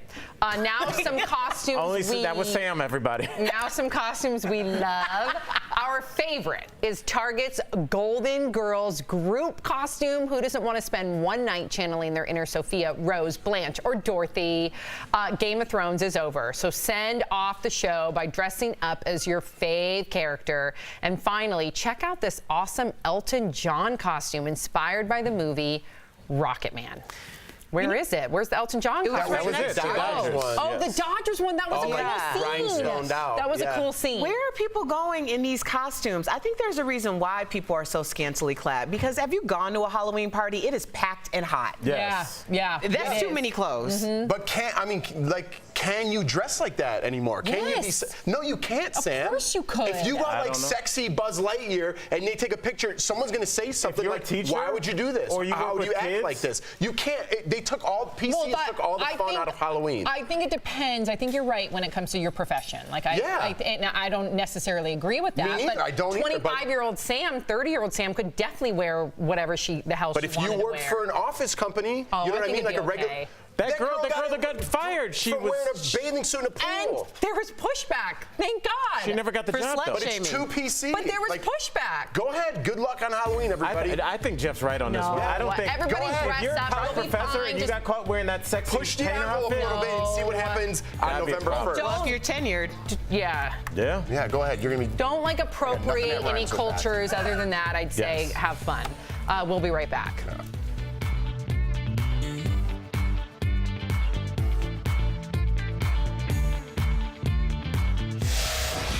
It's trending again. Delete Facebook hashtag is all over social media after a Politico report that CEO Mark Zuckerberg has held informal meetings and dinners with conservative politicians and thought leaders. Think Senator Lindsey Graham of South Carolina, Fox News host Tucker Carlson, radio host Hugh Hewitt, and commentator Ben Shapiro. The Politico report follows last month's clarification from Facebook that political statements on the platform are not fact-checked the same way that they would be on television. And it comes amid calls from the left to break up the company, and allegations from the right that there's a big tech bias against conservatives. Zuckerberg responded to the report saying that he has dinner with people all across the political spectrum. Meeting new people and hearing from a wide range of viewpoints is part of the learning process, he wrote, and if you haven't tried it, I suggest you do. So DBL Nation, have you or are you considering deleting Facebook We'd love to hear your thoughts in the comments. Hey pet owners, Uber is throwing you a bone. Beginning tomorrow, riders in select cities will be able to bring your fur babies along for the ride without clearing it with the driver first. It'll cost you a few dollars more, but you'll be matched with a driver who's already given the okay for your little buddy to ride shotgun. Uber also says drivers will get a large percentage of that $3 to $5 surcharge. Looking for the fountain of youth? Consider a trip to Chicago. Area believers say the water from the aquifer in the Cook County Forest Preserve just north of the city has helped them manage a number of ailments, from chronic headaches to cancer. The water is said to have a bit of a smell and carry a bit of a mineral taste, but they also say they trust that water more than the stuff that comes from the local municipality. That's Fast Blast for this afternoon. Check back this evening. Raquel will have the Fast Blast Entertainment Edition.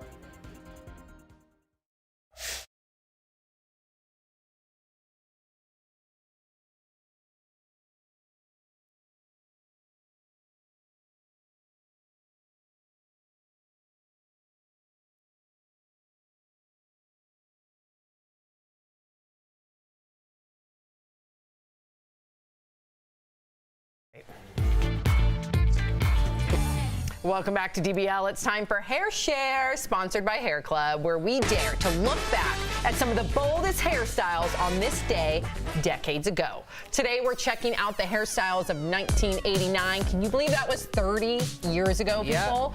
It's no surprise that long hair with a whole lot of volume was in for the men as well as the ladies, but gelled curls was the it hairstyle from Meg Ryan in the 1989 hit When Harry Met Sally to Janet Jackson, that's right, topping the charts with Miss You Much. Big bangs were all over the place. And who could forget the glossy, loose curls of the Jerry curl, huh? Yeah. So we want to share some of our best hairstyles of 1989. Do we have them? I think so. so. We do. Let's see. Little arrangement. They're gathering. Oh, that's me. I had a bowl cut. Yep. Hey there. I thought that was Lawson. Wait, don't worry. That's me at a bowl cut. Yes, That's I rocked so it. cute. I had no choice. My mom gave me that haircut. Who's next? Let's see. Jeff's next. Dude, check this out. Oh, I can't wait. Yeah. That's Lawson. Oh my gosh, you look like your son. That's Are you in a guillotine? No, I meant Wisconsin Dells. You know, like when you go on the thing. Paul Bunyan's? I don't know where What it do you was. call those I guess things? we- The stock. Yeah, where they stock. they used to arrest people in there, Right, like in yeah. the West. Yes, yeah. you look just like Lawson. It's crazy. We don't have Erica, I guess, but we have Al. I think so. I don't know. Probably. Oh, that was Buddy. Black men didn't get lineups until like 1992 with Nas. He was the first person to get a lineup, but before that, you just let it kind of go. I feel like we had the same haircut. Yeah, we kind of did. Our parents Nobody like it cared fine. back No then. one They cut it themselves. Yeah. I think my mom- I got my hair mom cut for did. a long time. Okay, and 10 seconds. God, we had some good talking points. Erica, about how'd some you of get our- out of this? I don't know. I have no idea. We're gonna go through Erica's Facebook and try and find a photo of Erica from 1989. From when We'll she be was right 10. back. And to transform. Guys, welcome back to Beauty Blast. I'm Jeray Banks, and today we're talking about a little coverage on the skin. Yes, you guys, I'm talking about my favorite product on my face, a tinted moisturizer. Now, I wanted to test out something new. First Aid Beauty recently sent me a tinted moisturizer that has a 12-hour wear on it. At least that's what they claim. So they sent me on one over, thanks First Aid Beauty, and I want to try it and see if it's actually going to wear up to 12 hours, because you know I have a busy day here, and if it actually looks good. So while we're here, let's go ahead and try it out. I got my shade here in Rich. It's very fitting. And I have their concealer as well to try. Now, the concealer has a full coverage claim on it too. This guy is called their Hello Fab Bendy Avocado Concealer. So I'm looking forward to see if these are going to stand up to my test. Let's dive right into it.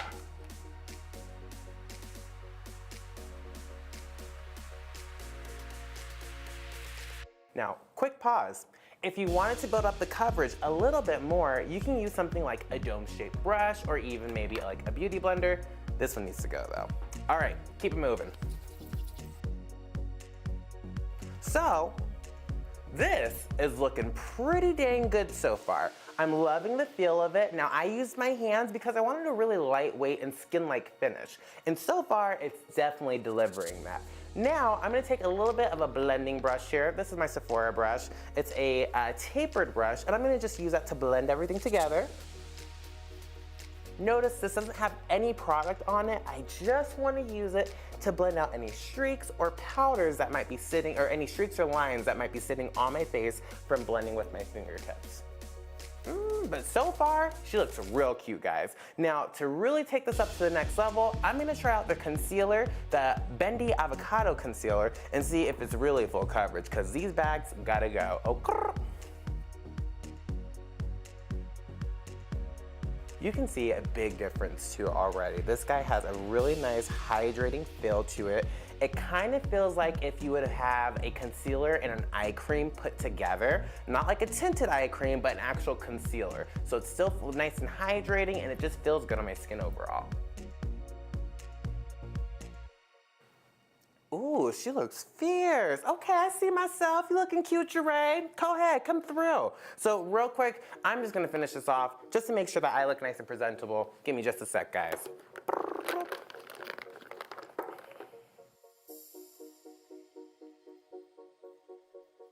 Now that's some hard work. Now let me tell you guys, I love the way this feels already. Now the First Aid Beauty Tinted Moisturizer, like it said, it has a 12-hour wear, and I've worn it a couple days already and it feels amazing. It definitely lasts through the day, and you have a beautiful natural skin finish all day long. So if you're a lightweight wearer, or if you like lightweight makeup, definitely try out the First Aid Beauty Tinted Moisturizer and Full Coverage Concealer, because it's definitely made the slay list. Now, for more Beauty Blasted, make sure you guys are checking out everything on Daily Blast Live, or follow me at Jeray for the Slay on YouTube, Instagram, Twitter, Facebook, all those things. We'll see you guys next time.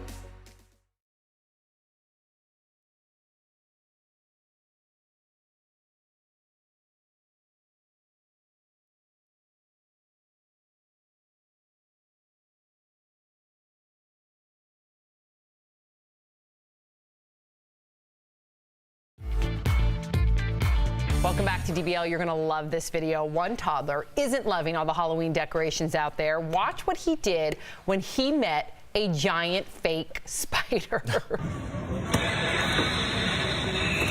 Okay, Charlie, it's okay.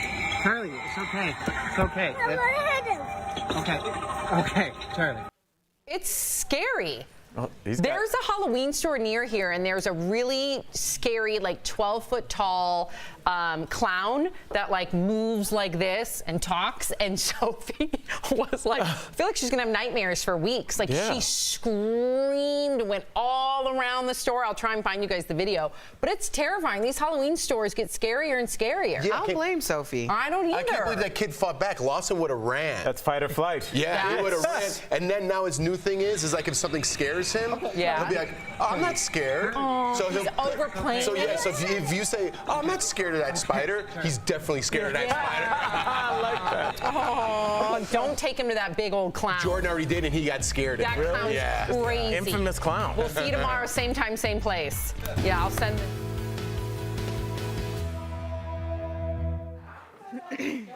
Hi, DBL Nation. Kelly Schubert here, the DBL digital team. As always, I'm checking all the breaking and trending news, but right now, I have kind of a breaking story for you. It's been trending all throughout the day, and it's a little disturbing because you may eat at Taco Bell. So Taco Bell has recalled 2.3 million pounds of beef.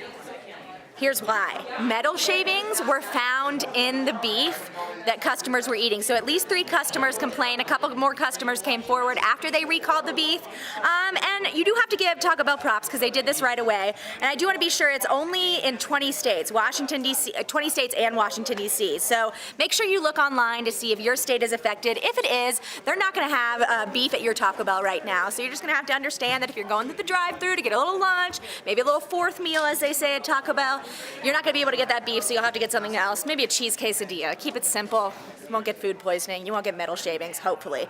But anyway, Taco Bell did recall their beef, 2.3 million pounds of it. So guys, just be aware of that recall if you're planning on heading to Taco Bell soon. All right, we've got a great show coming up for you, a great fifth host as well. We've gotten a lot of comments for this fifth host, so please write us in your DBL take on that. All right, guys, we'll see you soon. Bye. I do. Hi.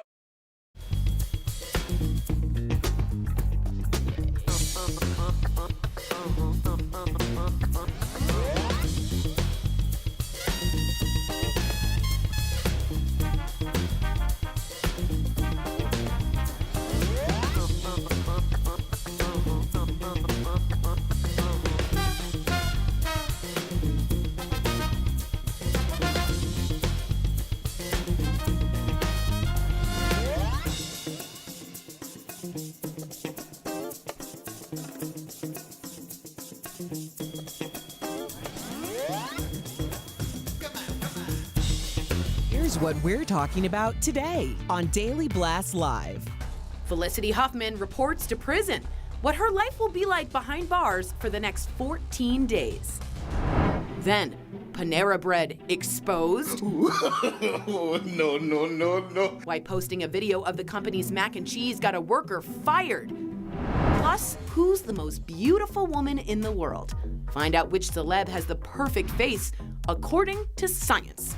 And 2 must-see moments caught on camera. This unusual rescue of a massive dog on a mountain and a kid facing off with a Halloween display in this hilarious viral video. Charlie, it's okay. It's okay. Real, honest, entertaining, live. DBL starts right now. 3, 2.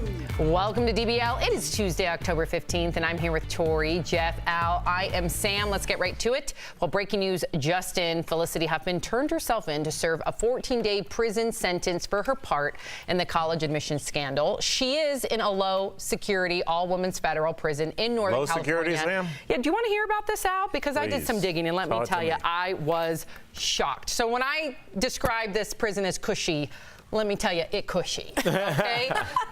It's nicknamed Chateau Dublin, Tori. Oh, boy. Has acres of gardens. You can garden. In fact, they have courses in horticulture. Wow. You would be very happy there because they have knitting, and they also have cross-stitch, Tori. It's like, how could you make prison more boring? Now, they also have private rooms. Inside those private rooms are motorized shutters. Yeah, because it might be a little too bright. A little bright, yeah. TVs, computers, you can bring in your own luxury linens, and my favorite part, daily continental breakfast. That's better. I'm annoyed about this. This is better than like a Holiday Inn. Yeah. It sounds like a retreat. It sounds like you're going to get some Z's and learn some stuff. I think, sign mama up. Well, I just don't know why do you have a jail like that? Exactly. You shouldn't. Like, why would you? This is why do supposed we to be put money into punishment. that? Yeah, I don't even understand the concept of who goes to those jails. Rich people, Tori. Wow. This There's is two different I systems. remember when we did the story about when Paul Manafort was going to jail, and they called it Club Fed. Yeah. And his jail didn't have any bars at all anywhere. They don't have and bars they had in this one either. Yeah, they had a vegan menu, and they had hummus, and so one should be so lucky. I know. I don't think that we should have these available, right? Yeah. It's just not fair. 2 different systems, as you said, Tori. I say keep the facility, but then put inmates from like Attica in there. And then just, Like Rikers to see how it See goes? if you still have fun. Good point. This next story is serious, and we want all of you to pay attention because this is one that we've been following, and there are some additional details. So the police officer at the center of the latest controversy, the one who shot and killed Tatyana Jefferson inside her own home in Fort Worth, Texas over the weekend, well, he has been arrested on a murder charge. So this is Aaron Dean's mugshot, and right now he is out on a $200,000 bond. So I'm happy to hear that he's arrested. Happy is not the right word. I think that's justice. But Al, $200,000 bond put up by a number of his colleagues, put up by a number of high-ranking officials in his community. That, to me, doesn't feel like justice. We'll see. I am cautiously optimistic. It seems like they're moving pretty quickly with this. But again, I think people were too optimistic with the Amber Geiger case. And I said, let's wait until the sentencing. People were like, oh, she's going to get 25 years. I was like, let's slow down. We'll see. This is even more.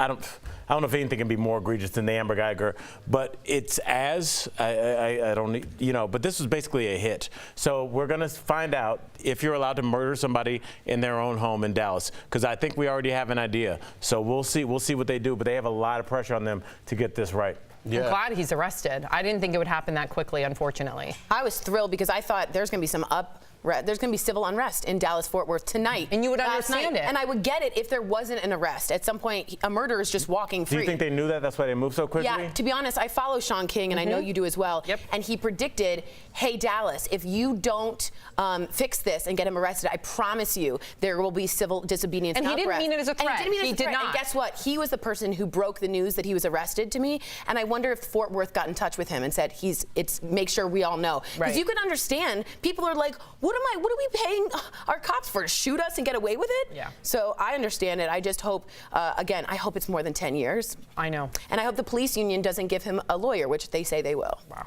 Well, we'll have to wait and see. Well, switching gears here, I think we need a little cleanser. A worker at Panera Bread has been fired, and this is why, everybody, because she posted this video showing how the chain's mac and cheese is actually frozen, not fresh. But she's not upset. She tweeted, "There was no wrongful termination. I made a mistake. I've learned from it." But we want to know what you think, DBL Nation. Would you still eat at Panera Bread? Go to dblvote.com, weigh in. Yeah, I got some frozen mac and cheese in my freezer right now. And you're fine with it? Well, yeah, it's my own frozen mac and cheese that I paid like $3 for. But then I'd have to go pay like $10 at Panera. No, I'd rather have my own Amy's. Yeah.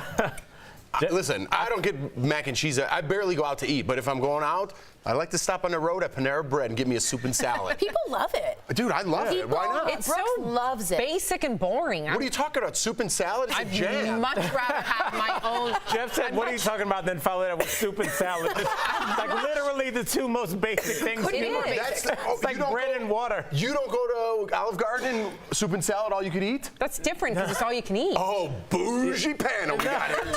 No, my whole point is I can make a salad and a soup in my own home. Why would I go to Panera? For all you can eat. I'll go make it in my. No, I have no issue with that. I have no issue with that. My thing is that Panera Bread. I don't like places that paint them as just like this home style. A tavern like thing. Yeah, like this. Like, come we're on in, cooking your for you. grandma's back here cooking. Yeah, no one's it's there. not. It's a sad bag. Yeah. They're gonna get some sad scissors and cut your sad mac and cheese out of their plastic prison. That's super embarrassing. And anybody that thought that they were really back there making your mac and cheese, like, Mamma Mia, make a mac and cheese. I had to. You know, tell That's them like how the world insulting works. to Italians. That's true. That's a double standard. No, I was being, because your accent was so bad. Everyone got real serious. No, I thought you were being honest because I was like, that is a double standard. And did you see how she owned it right away? She did own. That's how PC everyone is. No, I was saying because you did a terrible accent. Well, I was thinking, who thinks there's a real woman making mac and cheese back there? At least get in there with a nice accent or something. Why You know what I mean? Why are you all acting like having a pot with mac and cheese? Revolving mac and cheese. Why are you acting like that's such a hard, difficult, big deal? Revolving mac and cheese. Where do you get your mac and cheese from? What do you mean? You just continually put more mac and cheese in the pot. That's not how you make mac and cheese at all. If you have a big group of people coming in, No, what are you making a cauldron? No. You have a mac and cheese revolver? That is the weirdest. She's like, you know, I just mean that you continue. Mama's revolving the mac and cheese. Don't go in there, Mom. I'm just saying it's not that hard to continuously make mac and cheese out of a pot. Like a fresh one. Yes, it's not that hard. Yes, Panera. it is, Sam. No, you don't it's just not. make mac and cheese all day.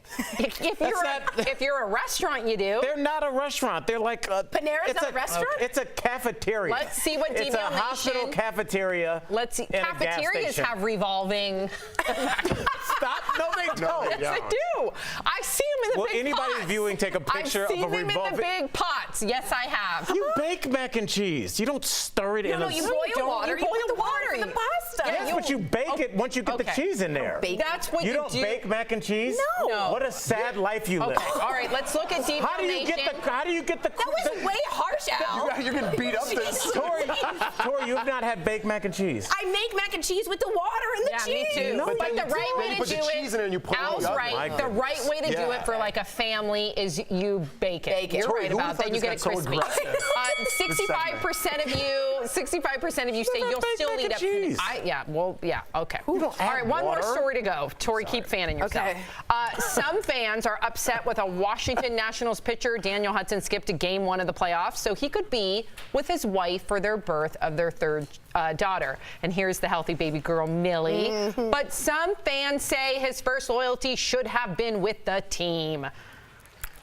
How do you feel, Tori? You're from Washington. Don't you want this guy to play? Absolutely not. All right. You know why? Because if your wife or partner goes into a complication and your daughter or son ends up having a problem, I don't care how many fans you have. I want my husband by my side. You only have like once in a lifetime to have these childbirths, and to think that you owe it to the fans seems like a very strange value. But what if the Nationals get in a pickle? They need him too. Yeah, but who's in more of a pickle? The I know, woman I'm giving- kidding. Yeah. I'm on your side, actually. I think it's a family decision, Yeah. you know? I think you gotta talk to your wife. If it was my dream to play in the NFL, and if I was in the NFL and I was in the playoffs, and I went to my wife and like, this is my dream of my whole life. She would want you Will to you be let there, me play? sure. and she said, yes, go play, I would be there. If she said don't, I wouldn't. Although that's assuming that all things go well. I think one thing that a lot of people aren't considering is how likely that your wife would go into a C-section or an emergency labor or have a blood clot like Serena Williams. Can I ask you guys a question? Sure, Al. Okay. I was in the middle of a rant, but go ahead. Oh, sorry. That's okay, go ahead, Al. He's going back to the mac and cheese. Water in your mac and cheese. No. Have you seen Rocky, Sam? Okay. Have you seen it? Okay. Yes, I love Rocky. And Adrian's laying in the hospital bed, Yeah. and he's not training. He's got a big fight. And what does she say?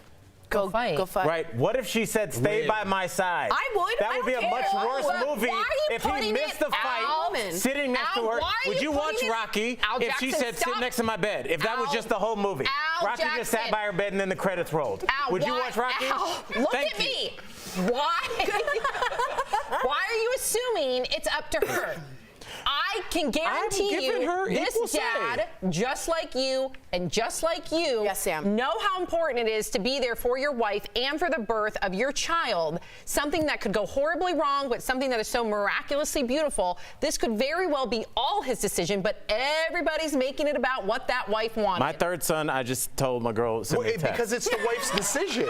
No, it isn't. Sure it is. It could be well, it should be a family decision, but no one is considering that perhaps he said, I don't care about what's going on over here. I want to be there. And let's give him some credit.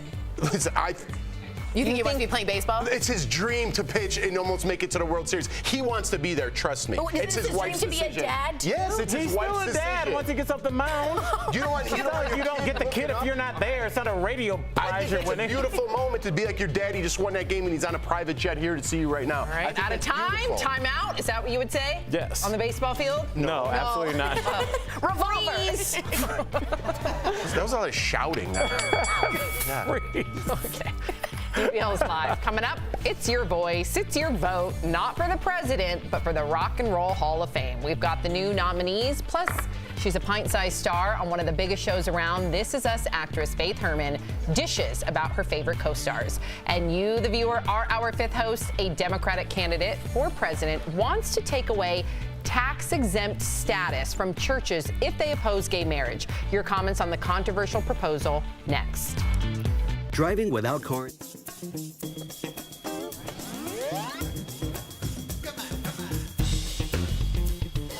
Hi guys, one of our digital managers, Mike here, is telling me that she actually set up her induction early so he wouldn't have to miss the baseball game. Let's go tell the host that. Hey guys, guess what? Mike says that she was actually induced early so that they were hoping he wouldn't miss the game, but it just turned out. Because he wanted to play. Yeah. Of course. Yeah. So she tried to set it up so he would be able to play. Well, maybe they could have had this conversation 9 months ago. Exactly. None of it should be on her. Yeah, what are you talking about? It's on her. He wants to play. For all we know, she told him to go. I think that's a beautiful sentiment that if you're willing to miss a game with the dream that you had your whole life, why is that a bad thing? Sorry, you're Jeff, leaving if your watching wife a wants rock you to be concert there. next to me. What is that? That's the video of Sophie and the clown that I'm going to show you. God, I'm working. Sorry, I have to send it to a producer. Sorry about that. Trying to listen to So Jefferson. Stephen George says, what if he said, babe, I have to pitch, just have someone FaceTime the whole thing? What would be the reaction if his wife gave him the okay? Look, everyone's You're business. in the doghouse. Well, yeah, and everyone's business. Forever. Maybe she's fine with it and is a huge baseball fan and loves it, and he wants to stay. Tori, what if this is... I got you a cookie, by the way. Tori, what if this is Brooks? Oh, what kind of cookie? What if this, and this is the World Candy Series? cereal cookie. Do you want to share? Say it again, say it again.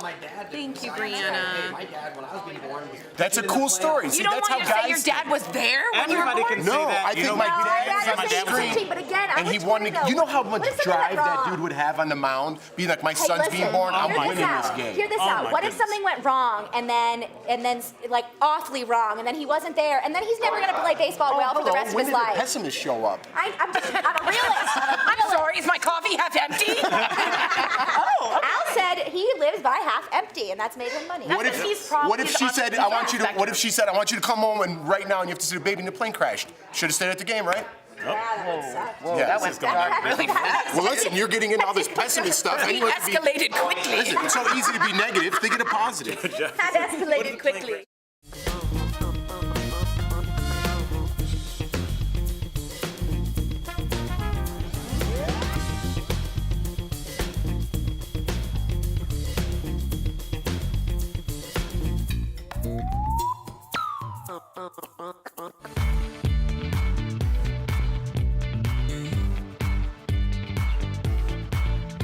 Welcome back to DBL. It is time for Fifth Host, when we talk about what you're talking about. Well, two Democratic presidential candidates have set the stage for a serious debate.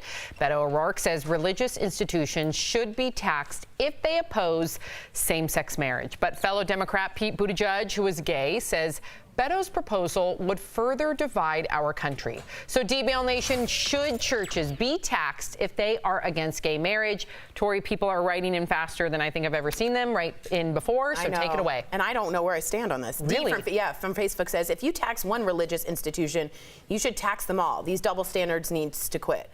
Man, I've never been so stuck on a Fifth Host before. On one hand, I'm totally with Beto. If you don't want to keep up with modern times and we're paying for your institution to have lights and air conditioning, then you better pay. But on the other hand, I agree with Beto, who says your freedom of religion should mean that you have a right to believe what you believe in your own space. So you mean Buttigieg? Yeah, no, I mean O'Rourke saying yes, Buttigieg. Excuse me. And for the latter point. Yeah, the latter. So I'm really confused. So I'm open. I think you nailed it. Colleen from Twitter says churches should lose their tax exempt status for involving themselves in politics. Charitable organizations, including churches, are generally prohibited from participating in the political process. I don't even know, is this political process involving the LGBTQ community? Yeah, it's politics, it's social issues. And evangelicals. Here's my thing. Let me get back to the tax. Thank you for writing in, Colleen. Here's my thing about this whole thing. You got to make it one for all. I don't know if you can just take one subject and say, now we're going to tax everybody. Churches have been around way before the Constitution was even written. They had their own thing, and I think the reason why they weren't taxed in the very beginning was because they helped out the community. Granted, churches have changed a lot. The Catholic Church, I'm Catholic, is a business now. It's a business, but they're still helping the community in certain ways, but they are benefiting from not being taxed. But there's also other organizations such as Scientology right now that's totally benefiting from being tax exempt. Some mega churches too. Yeah, oh, look absolutely. At their crazy opulent lifestyles, private jets, mega mansions. Absolutely. So fair to say. Not all churches, but some. All right, Julie from Facebook says, my church helped rebuild my community after Hurricane Katrina, there you go. even while we were rebuilding our own church. That's awesome. Therefore, why don't we deserve a tax break? I think, first of all, Julie, shout out to your church. That's beautiful, and that makes me happy today. I will say this, though. We can't do this on an individual basis. We have to look at the greater good and how this is going to affect all churches. And like Tori said, if you're going to be benefiting from what the community is giving you, meaning that you're not paying your own taxes, which means they have to feel that burden, you have to listen to what the community said. And the community has said, we're fine with gay people getting married, so you have to be too. Well said. Or pay your own taxes. Yeah, that is very well said. See, I was trying to broke it down clearing up clearly. what Tori said. Right. Yeah, no one understood. Yeah, well said, Al. Thank you. Coming up on DBL, is it possible to be too positive? Why that constant smile on your face may be destroying other people? And next, our own Erica Cobb goes one-on-one with This Is Us actress Faith Herman. Don't miss her special message for Zendaya next. Are you?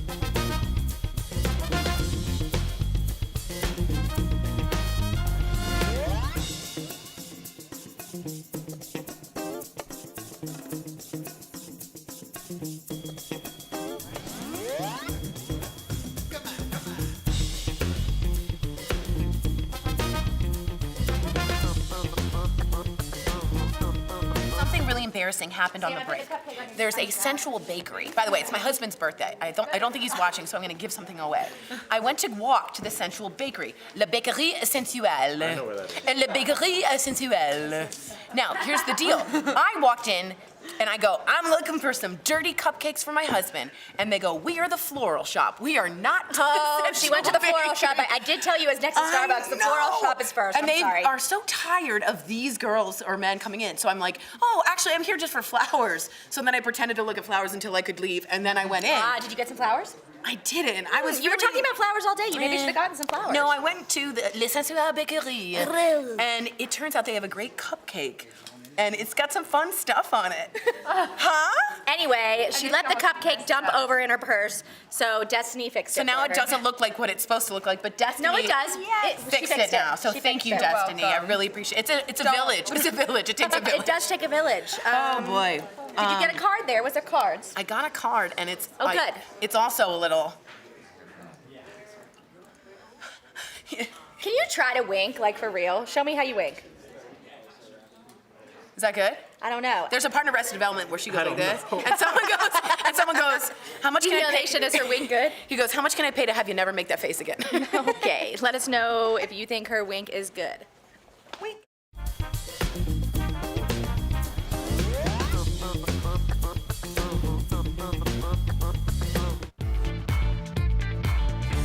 Welcome back to DBL. Get those tissues ready because This Is Us returns with another new episode tonight.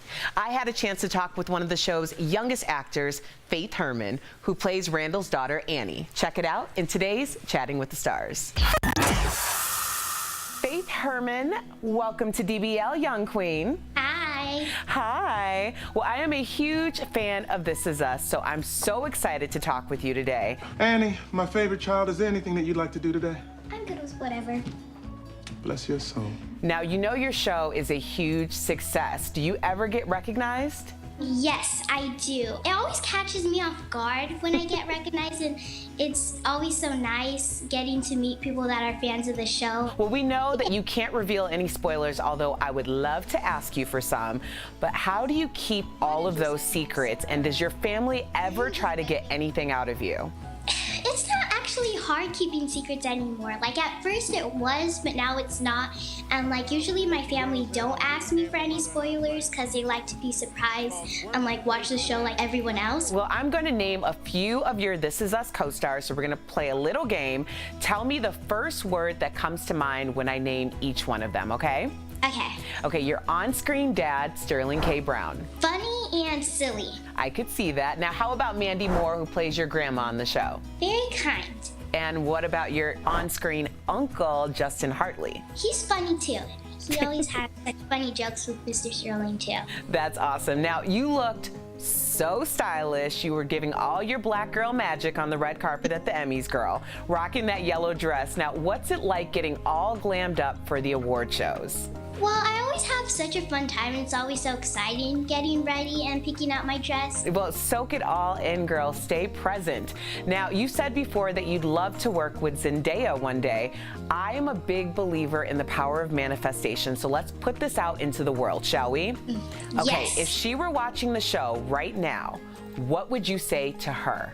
I would say, hello, Zendaya.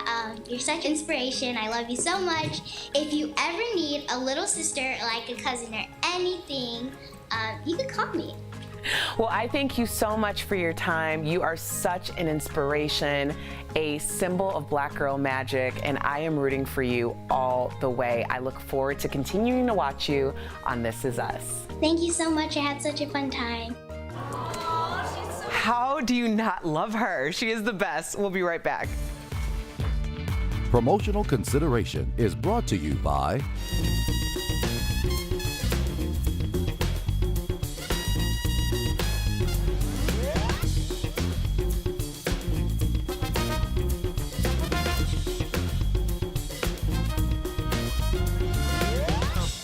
Hey guys, what's going on? So, as you know, I just got Kelly a little cookie to make yourselves feel better, and I meditated, and they said, pick someone who makes you feel good immediately, and I picked Kelly. Thanks. So it's been a real Kelly day, but also I wanted to say that it's, again, Brooks' birthday, all day. All day. And I wanted to take him out for a nice dinner, but I didn't want to spend like $4. No, because there are some very fancy restaurants So I here in picked Denver, two but there's fancy. also like some like moderately priced ones that are really Right. delicious. Right. So Tori decided to go with something a little more Yeah, 'cause moderately I priced. called him, I said, do you want, I thought, $4? I've never even seen Well, if you're both going to get a $4. steak and It then was you like get a glass $50 of wine or each. maybe I even a couldn't. bottle, you know, it really adds up. Yeah. So we're gonna Appetizer. do a light, cool, modern Italian that Travis agrees is good. Yes, with the camera. Okay. And it's apparently I like this service. And what I looked on Yelp was romantic dinner. Yes, So I want it that is low romantic light. there. You know, maybe take this Is this down the a one little. right next to? Is it next to a burger place? I don't know where I am right now, so I don't know ever where She's I am. very bad with directions. It's true, but let me know if you think, do I give the present at dinner before dinner or at home? Ooh, at home after dinner. I always like making See, the I way. can't wait that long. Yeah, but you gotta try. Also, Al said this outfit looks like I'm at P.F. Chang's my gosh. later, but in Can the you- year 2016. Can you guys see that she has stuff all over the front of it? Oh, no. Can you guys see that? It's all over. But look how utilitarian this is. You look like Catwoman. Stardate Captain's Log 41356. We've approached the Ferengis and they seem unfriendly.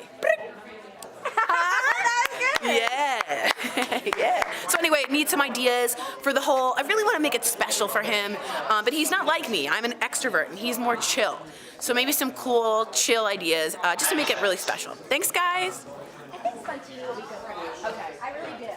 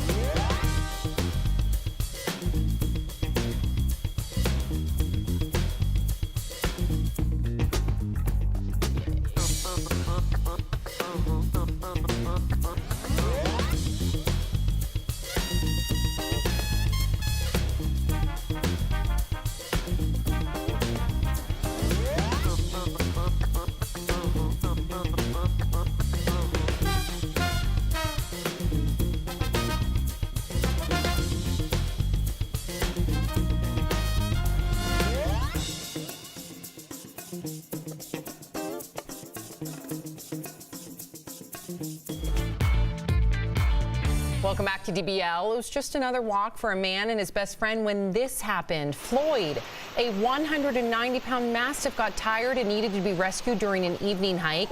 He laid down and refused to budge, so rescuers strapped the 3-year-old pup to a stretcher and carried him down the mountain. I think this is really important actually for everybody because dogs often, especially larger dogs, will run themselves to the point of heat exhaustion, of heart attack. So it's important not to force a dog to play ball at the beach if they're too exhausted or to go on these really long hikes with them. Especially a Mastiff is 190 pounds and they can't go very far. If they get overheated, make sure you don't just dump water on the back. It's the underpits right here that regulates the heat sensors. The armpits? So the armpits. So put some ice cubes right under there. Oh, wow. The underpits. All right. Yeah, I didn't know that. That's a big deal. But that Mastiff shouldn't have been up there. Why? It's 190 pounds. Like, what are you doing? Maybe that owner thought the evenings would be cooler for him, but maybe not quite the long trek. Yeah, it's hard. Yep. All right. And do better. Underpits. Underpits. Here's what's coming up next on DBL. Science has crowned the world's most beautiful woman. Wait till you find out who she is. Plus, the PC police are back just in time for Halloween. The age-old debate continues, is it okay to wear costumes some people find offensive? And wipe that smile off your face while your positivity could be ruining lives. DBL comes back.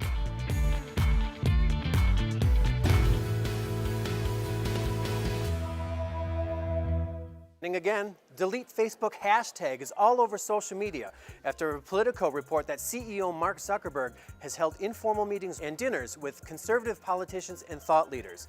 Think Senator Lindsey Graham of South Carolina, Fox News host Tucker Carlson, radio host Hugh Hewitt, and commentator Ben Shapiro. The Politico report follows last month's clarification from Facebook that political statements on the platform are not fact-checked the same way that they would be on television. And it comes amid calls from the left to break up the company, and allegations from the right that there's a big tech bias against conservatives. Zuckerberg responded to the report saying that he has dinner with people all across the political spectrum.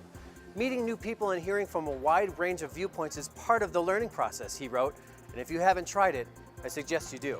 So DBL Nation, have you or are you considering deleting Facebook? We'd love to hear your thoughts in the comments. Hey pet owners, Uber is throwing you a bone. Beginning tomorrow, riders in select cities will be able to bring your fur babies along for the ride without clearing it with the driver first. It'll cost you a few dollars more, but you'll be matched with a driver who's already given the okay for your little buddy to ride shotgun. Uber also says drivers will get a large percentage of that $3 to $5 surcharge. Looking for the fountain of youth? Consider a trip to Chicago. Area believers say the water from the aquifer in the Cook County Forest Preserve just north of the city has helped them manage a number of ailments, from chronic headaches to cancer. The water is said to have a bit of a smell and carry a bit of a mineral taste, but they also say they trust that water more than the stuff that comes from the local municipality. That's Fast Blast for this afternoon. Check back this evening. Raquel will have the Fast Blast Entertainment Edition.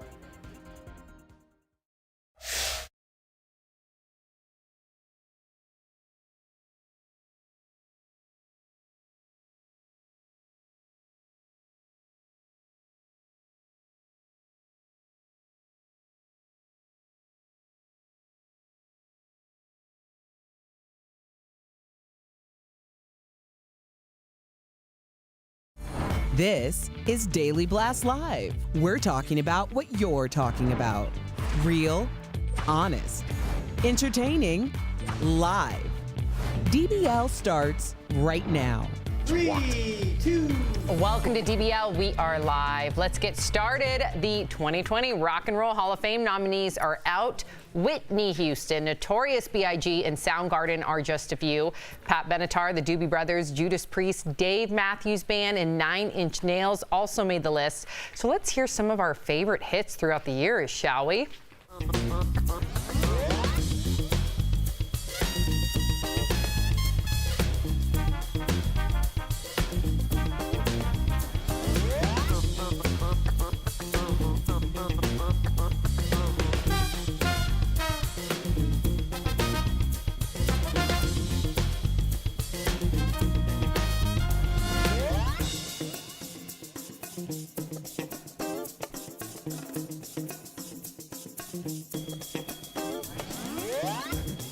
Yes, I love the diversity. It's like anybody's like soundtrack or your own playlist.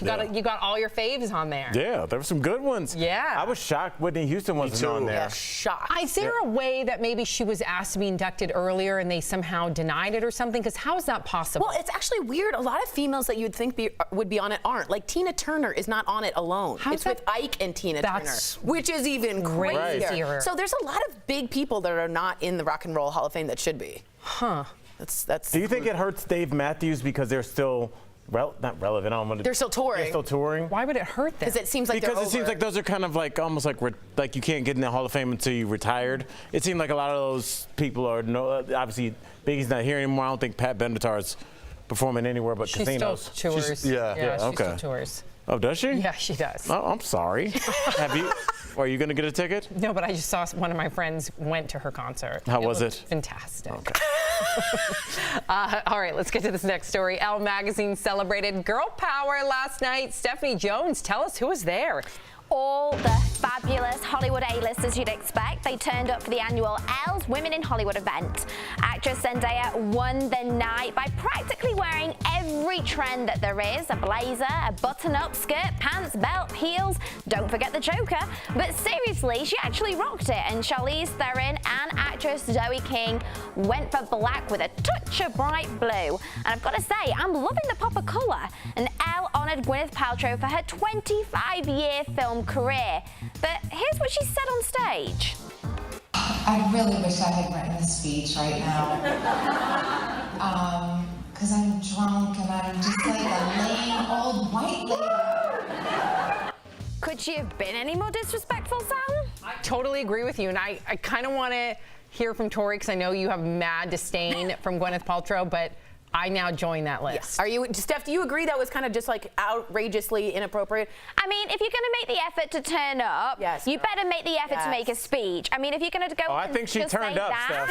I mean, hardly. Like, look at her. She was wearing a black, floppy, rubbish dress, gets drunk, and then says she's got nothing to say. Good one, Gwyneth. You know, I'm really with you on this one, Steph, and Tori, because, listen, Elle magazine has done a lot for trying to showcase women who are, shattering glass ceilings, especially, young actresses out there that are breaking the mold, like Zendaya. And what an appropriate time for Gwyneth to thank Elle magazine for highlighting those women's careers and for creating an event that celebrates women. But instead, passed it off. She completely dismissed it. So rude. I'm glad I'm getting more people on my side. Thank you, Steph. Thanks, guys. Yep.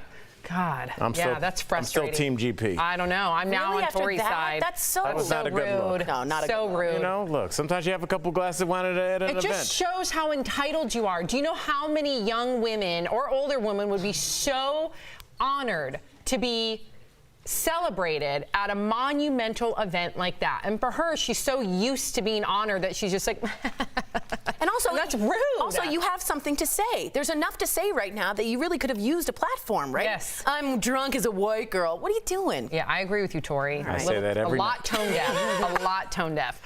We've all heard of the power of positive thinking, but one therapist is arguing against it, saying being too upbeat can actually be toxic. So instead of saying, stop being so negative, you can say things like, it's normal to have negative feelings in this situation. And also, this therapist recommends don't tell someone to just be happy. Instead, ask them, is there something we can do today that you would rather enjoy?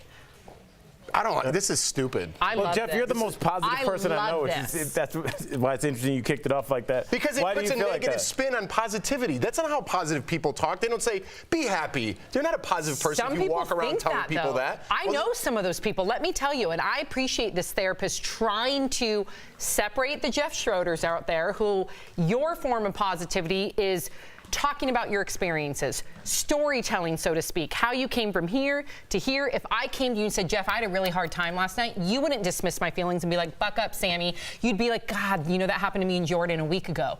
So there are people that think saying, be happy or buck up is being positive, and it's so not. Well, you know what? It comes to a point where people even ask me, you know what I mean? They're like, hey, what do I do? Well, here's my story. What did I do about this? Well, I played football. My coach was like this. My boss turned me out of this time after time after time. And then finally, they're like, hey, I'm doing the exact same thing I was doing when I first came to you, and this is your 10th speech that you gave me. What should I do?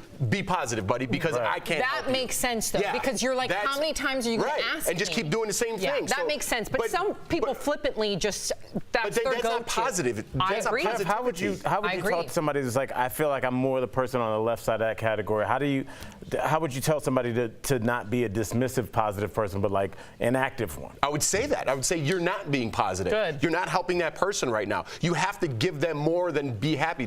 I don't think you're happy if you're saying, hey, just be happy. That's not a happy But that's sentiment. what the therapist is saying. The therapist agrees with you. I think the therapist I don't like that they're knocking positivity. That person should be knocked, not positivity, because being positive in any situation is always better than being negative. Agreed. But I think the therapist is separating dismissive positivity. But I mean, and now we're just like battling words. You know? No, there It's are like, people out there that really do think they're being helpful and positive. Then you should know that they're not. Yeah. You know what I mean? Yeah, I think like my Buddhist teacher went to some place where they had to smile on a retreat the entire time and laugh. And she was like, there's a lot of pent up anger here, because that's like really weird to always be that positive. You're probably having a problem with the label positivity. You don't appreciate that being labeled into that. What I appreciate this therapist saying is there's suffering. And if we don't give room for that and to hold space for that, you're ignoring an enormous part of someone's life and experience. I think that's all they're saying. I honestly think your so Buddhist condescending. online classes are working. The difference is, I think, Jeff, you said it simply earlier, one is condescending and one is genuine positivity. Right. Yeah. But I wouldn't categorize that under positivity because it's not. Yep. Right. Yep. Yeah, it's I hear you. I hear you. Well, science has finally determined who is the most beautiful woman. Any guesses? Is it me? No. It's not all about you, Al. Well, supermodel Bella Hadid, this is all according to the Golden Ratio, which basically says how symmetrical your face is. Beyonce, of course, came in at a close second. So I've heard this before. This is where like scientists and even cosmetic surgeons, what they'll do is they'll look and see how symmetrical your face is, because I definitely have like a good side and a bad side. Like I'm not completely symmetrical. So what they'll do is they'll look at someone and they can, plastic surgeons I guess are really good at this, and they can look at their patients and say the more symmetry you have, the more conventionally attractive you'll be. That's interesting. Yeah, Tom Cruise, if you guys remember, had a tooth that was sort of snaggled. Yes. And he got it fixed with He braces did? When? in his like 40s, if you look up. Because the nose was a little soft, and I thought it made him look cooler. And now it's like supposed to be symmetrical. I find this stuff very vanilla. I don't think Bella Hadid is that pretty. I know, gosh forbid, but I find it very boring. I'm sorry, Al. I like a little like. Are you gonna let that last comment slide? Do you think Bella I don't think Bella Hadid is. I think, believe me, she walked in, I'd be like, that girl's gorgeous. I do not think she is the most beautiful woman in the world. Well, I mean, don't. that's a lofty title, but That's you what don't, this you said is. that you don't think she's. I don't find her very attractive, to be super honest. I find her very plain. And maybe that's just me, but as the most beautiful person in the world, to have it just be perfectly like this, there's no like ugh in it. Yeah, I'm with you. Who do you think has the ugh? I think someone like Beyonce. I think someone. Tandy Newton always looks so beautiful. Yes. Like someone just more interesting. Yeah, more interesting. Who? I agree with you. Tandy Newton. Uh-huh. Who's that? She's a black Does she actress. work here? She was in Who's that? Crash. Yeah, she's right? in Mission Impossible. You guys Crash, have any Mission movies Impossible. from the last 20 years? Is that a person you went to high school with? Yeah. Somebody She was in Citizen She Kane. was in Westworld. She's in Westworld. Yes. The Oh, robot. she is pretty. Okay, thanks. Yeah, she is Okay. pretty. Oh. Yeah. Mm-hmm. Good one. All right. Well, she started with the oldest reference. That Lucille Ball really knocked them dead. All right, coming up on DBL, it's that time of year for race-based costumes. Yay. And one university's message to students is ruffling feathers. The debate over cultural costumes next. Driving.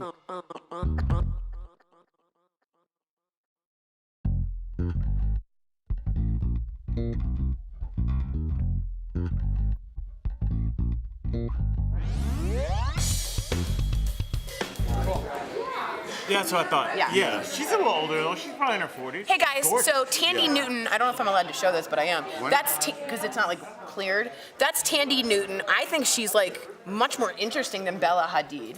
Do you think Bella Hadid's cute?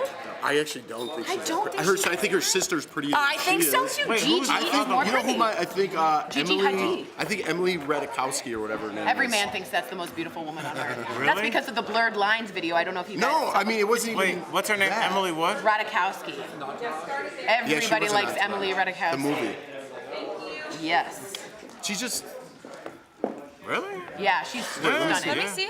Who? Emily Now, Ratajkowski. the thing that's annoying she's about really Bella cute. Hadid is Hold on. she is full on. You can look at before and after. It's gotten full on plastic surgery. Nothing wrong with it, but don't call this person like conventionally good looking when she's I mean, it's a been nipped and subjective tucked to look thing. that Like way. Heidi Klum is more beautiful to me than Bella Hadid.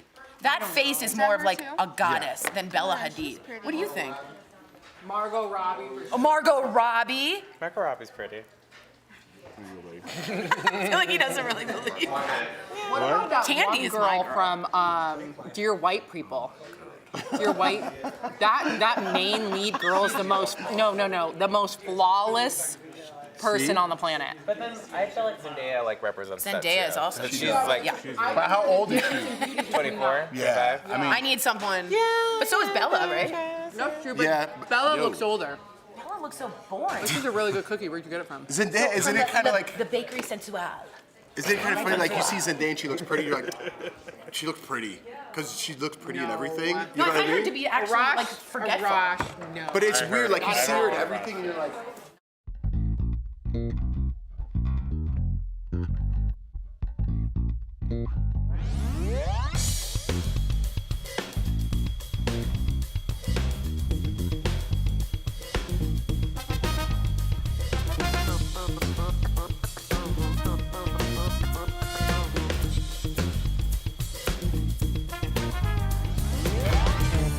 I'm still eating my cookie. Sorry about that.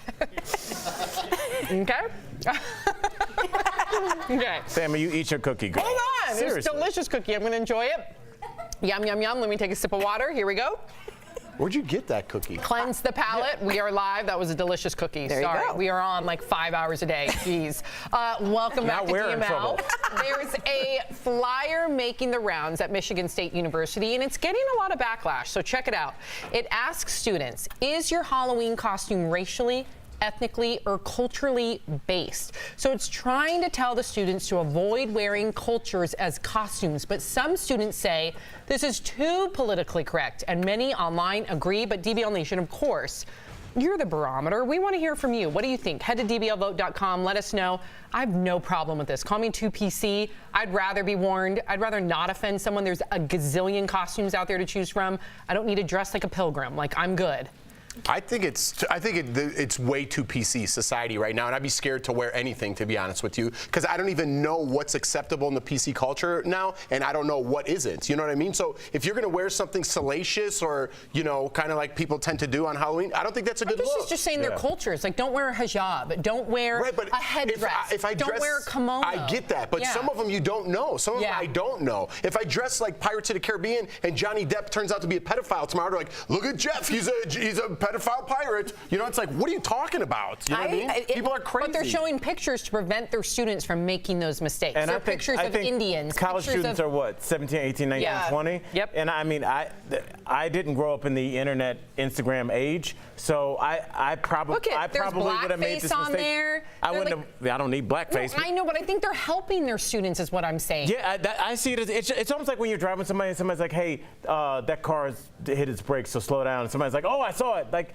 I'd rather somebody tell me.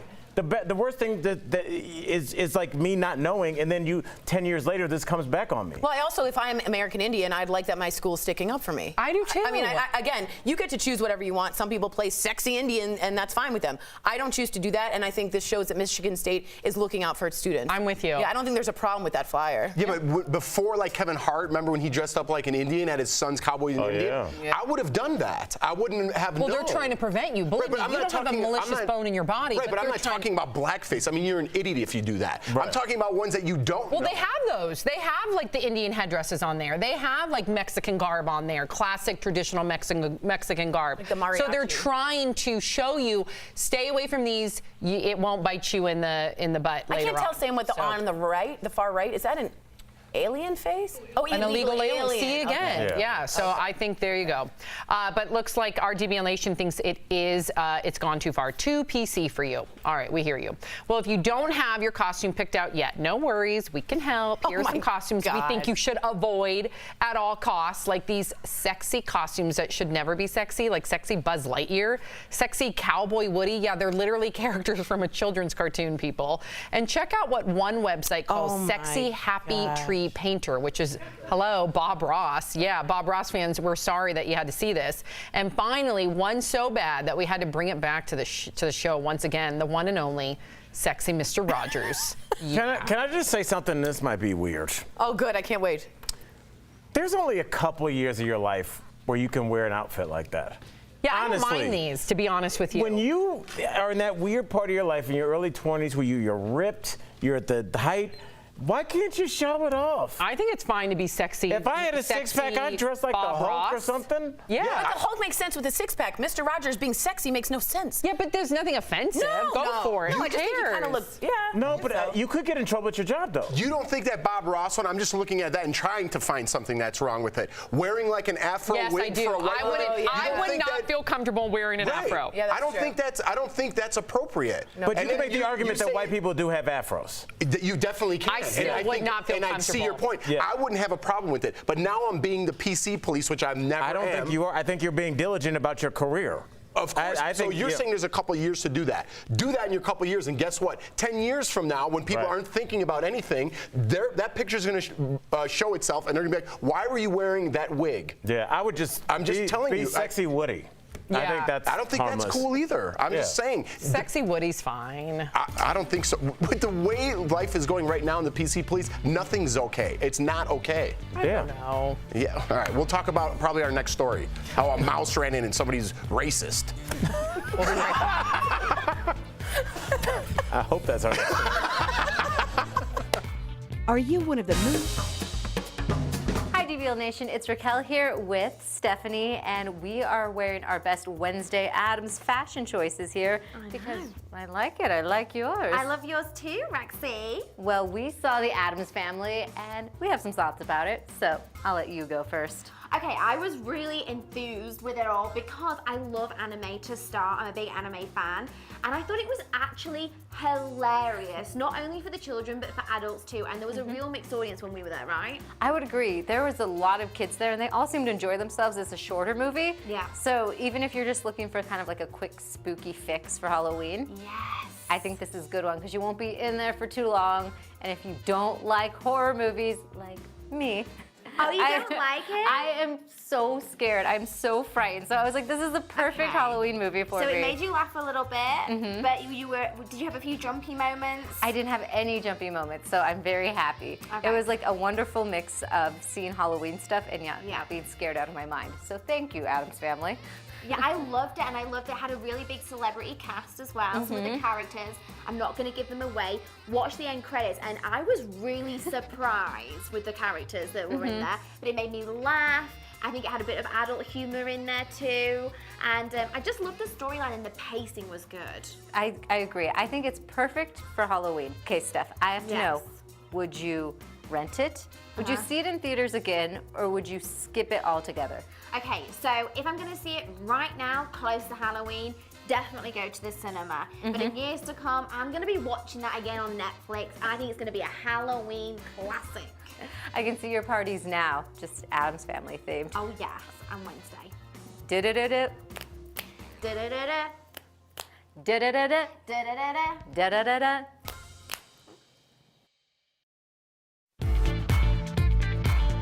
Welcome back to DBL. It's time for Hair Share, sponsored by Hair Club, where we dare to take a look back at some of the boldest hairstyles on this day decades ago. Okay, so today we're checking out the hairstyles of 1989. Yeah, can you believe it's been 30 years, you guys? I know. Well, it's no surprise that long hair with a whole lot of volume was in for the men as well as the ladies, but gelled curls was the it hairstyle, from Meg Ryan in the 1989 hit When Harry Met Sally to Janet Jackson topping the charts with Miss You Much.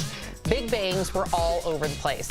And who could forget the glossy loose curls of the Jerry curl, am I right? Easy-E. Woo! Yeah, that's right, Easy-E rocked that. So we want to share some of our best hairstyles of 1989. We'll start with mine.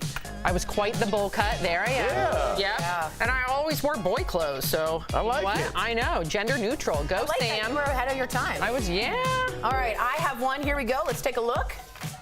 Okay. Yeah. Wait, do you have a mullet? Yeah, and it's purple, if you didn't know. And That's I'm wearing my mom's amazing. crystal earrings. And I How thought, old were you Do you that have a day? flat top? it's like shaved here, It's a flat and then top it's mullet. long. Yeah, It's amazing. It's a good time. Wow. It's a real good time. Beat that. That is the best. I don't think anyone No, did. it's terrible. That's Anyone did. fantastic. That was a good one. That is a great Well, one. here's mine. Mine's nothing now. Oh, the bowl cut. There we go. You look just like your son. You really It's do. like lost it immediately. That's Yep. crazy. Mine is way worse. Where's Al? Mine's, I think I'm in a McDonald's Playland. Yeah, definitely. Dude, you're king of the world. I know. Yeah, I like that. Look at you. Yeah. You're feeling yourself. Yeah, you're there. very musical right Very there. Fosse. Yes, it's very ladies. That Foles is saying. Yeah, I like it. Cute. I like These were a rough time because I can't think of anything back then that were still. It just wasn't a flattering time for anyone. Well, I feel like it is now, though. It looks great. Don't you see little kids now and they're dressed so nicely? You're like, I would wear that. I know. Oh, yeah, Sophie. Like, I was like such a goofy-looking Way better kid. than I did. Yeah. Kids have nice clothes. They get regular haircuts and that, like adult barber. Yeah, but we thought Tori looked cool in that picture. You know what I mean? And It might change. anything in 20 years, you're like, what was I thinking? You know? That's true. Very cute. Yep, Tori, your picture wins. Yeah. Come on. We'll be right back. And Hey guys, welcome back to Beauty Blast. I'm Jeray Banks, and today we're talking about a little coverage on the skin. Yes, you guys, I'm talking about my favorite product on my face, a tinted moisturizer. Now, I wanted to test out something new. First Aid Beauty recently sent me a tinted moisturizer that has a 12-hour wear on it. At least that's what they claim. So they sent me on one over, thanks First Aid Beauty, and I want to try it and see if it's actually going to wear up to 12 hours because, you know, I have a busy day here, and if it actually looks good. So while we're here, let's go ahead and try it out. I got my shade here in Rich. It's very fitting. And I have their concealer as well to try. Now, the concealer has a full coverage claim on it too. This guy is called their Hello Fab Bendy Avocado Concealer. So I'm looking forward to see if these are going to stand up to my test. Let's dive right into it.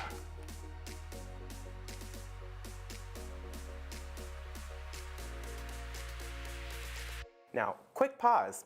If you wanted to build up the coverage a little bit more, you can use something like a dome-shaped brush or even maybe like a beauty blender. This one needs to go though. All right, keep it moving. So, this is looking pretty dang good so far. I'm loving the feel of it. Now, I used my hands because I wanted a really lightweight and skin-like finish. And so far, it's definitely delivering that. Now, I'm gonna take a little bit of a blending brush here. This is my Sephora brush. It's a tapered brush, and I'm gonna just use that to blend everything together. Notice this doesn't have any product on it. I just wanna use it to blend out any streaks or powders that might be sitting, or any streaks or lines that might be sitting on my face from blending with my fingertips. But so far, she looks real cute, guys. Now, to really take this up to the next level, I'm gonna try out the concealer, the Bendy Avocado Concealer, and see if it's really full coverage, because these bags gotta go. Oh, grrr. You can see a big difference too already. This guy has a really nice hydrating feel to it. It kind of feels like if you would have a concealer and an eye cream put together. Not like a tinted eye cream, but an actual concealer. So it's still nice and hydrating, and it just feels good on my skin overall. Ooh, she looks fierce. Okay, I see myself. You looking cute, Jeray. Go ahead, come through. So real quick, I'm just gonna finish this off just to make sure that I look nice and presentable. Give me just a sec, guys.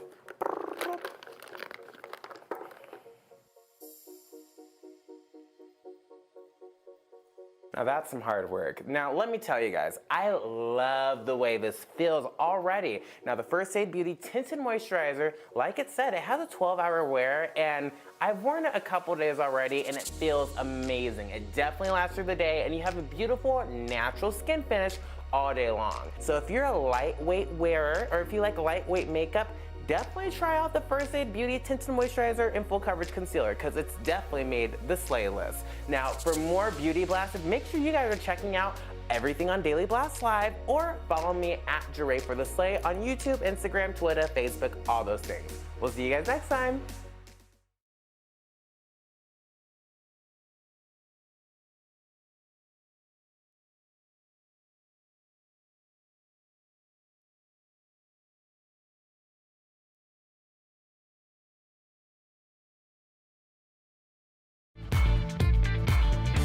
Welcome back to DBL. One toddler isn't loving all the Halloween decorations out there. Watch what he did when he met a giant fake spider. Okay, Charlie, it's okay. It's okay. Okay, Charlie. That would have scared me. Yeah, I know. It's brave. A big spider. And some of these, like, I took Sophie to a local Halloween store. There was like a 12-foot tall clown. And I was like, oh my gosh. And she kept running up to it. I have a video of it. It scared me. Oh my God.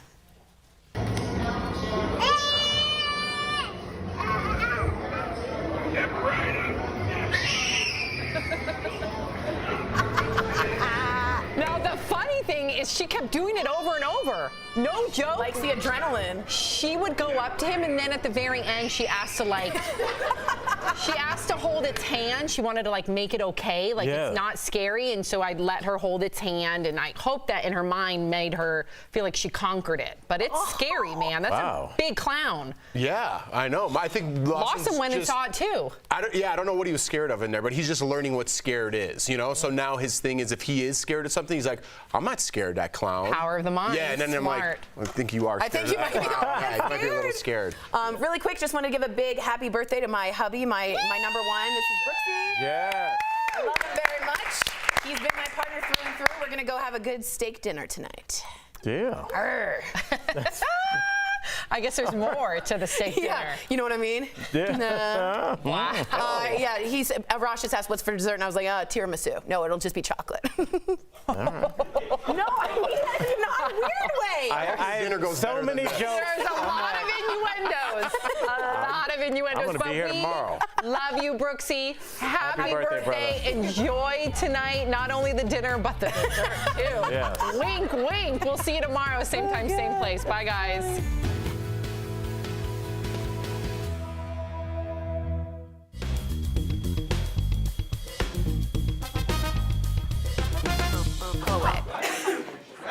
Hi guys, Kelly Schubert here with the DBL Digital team.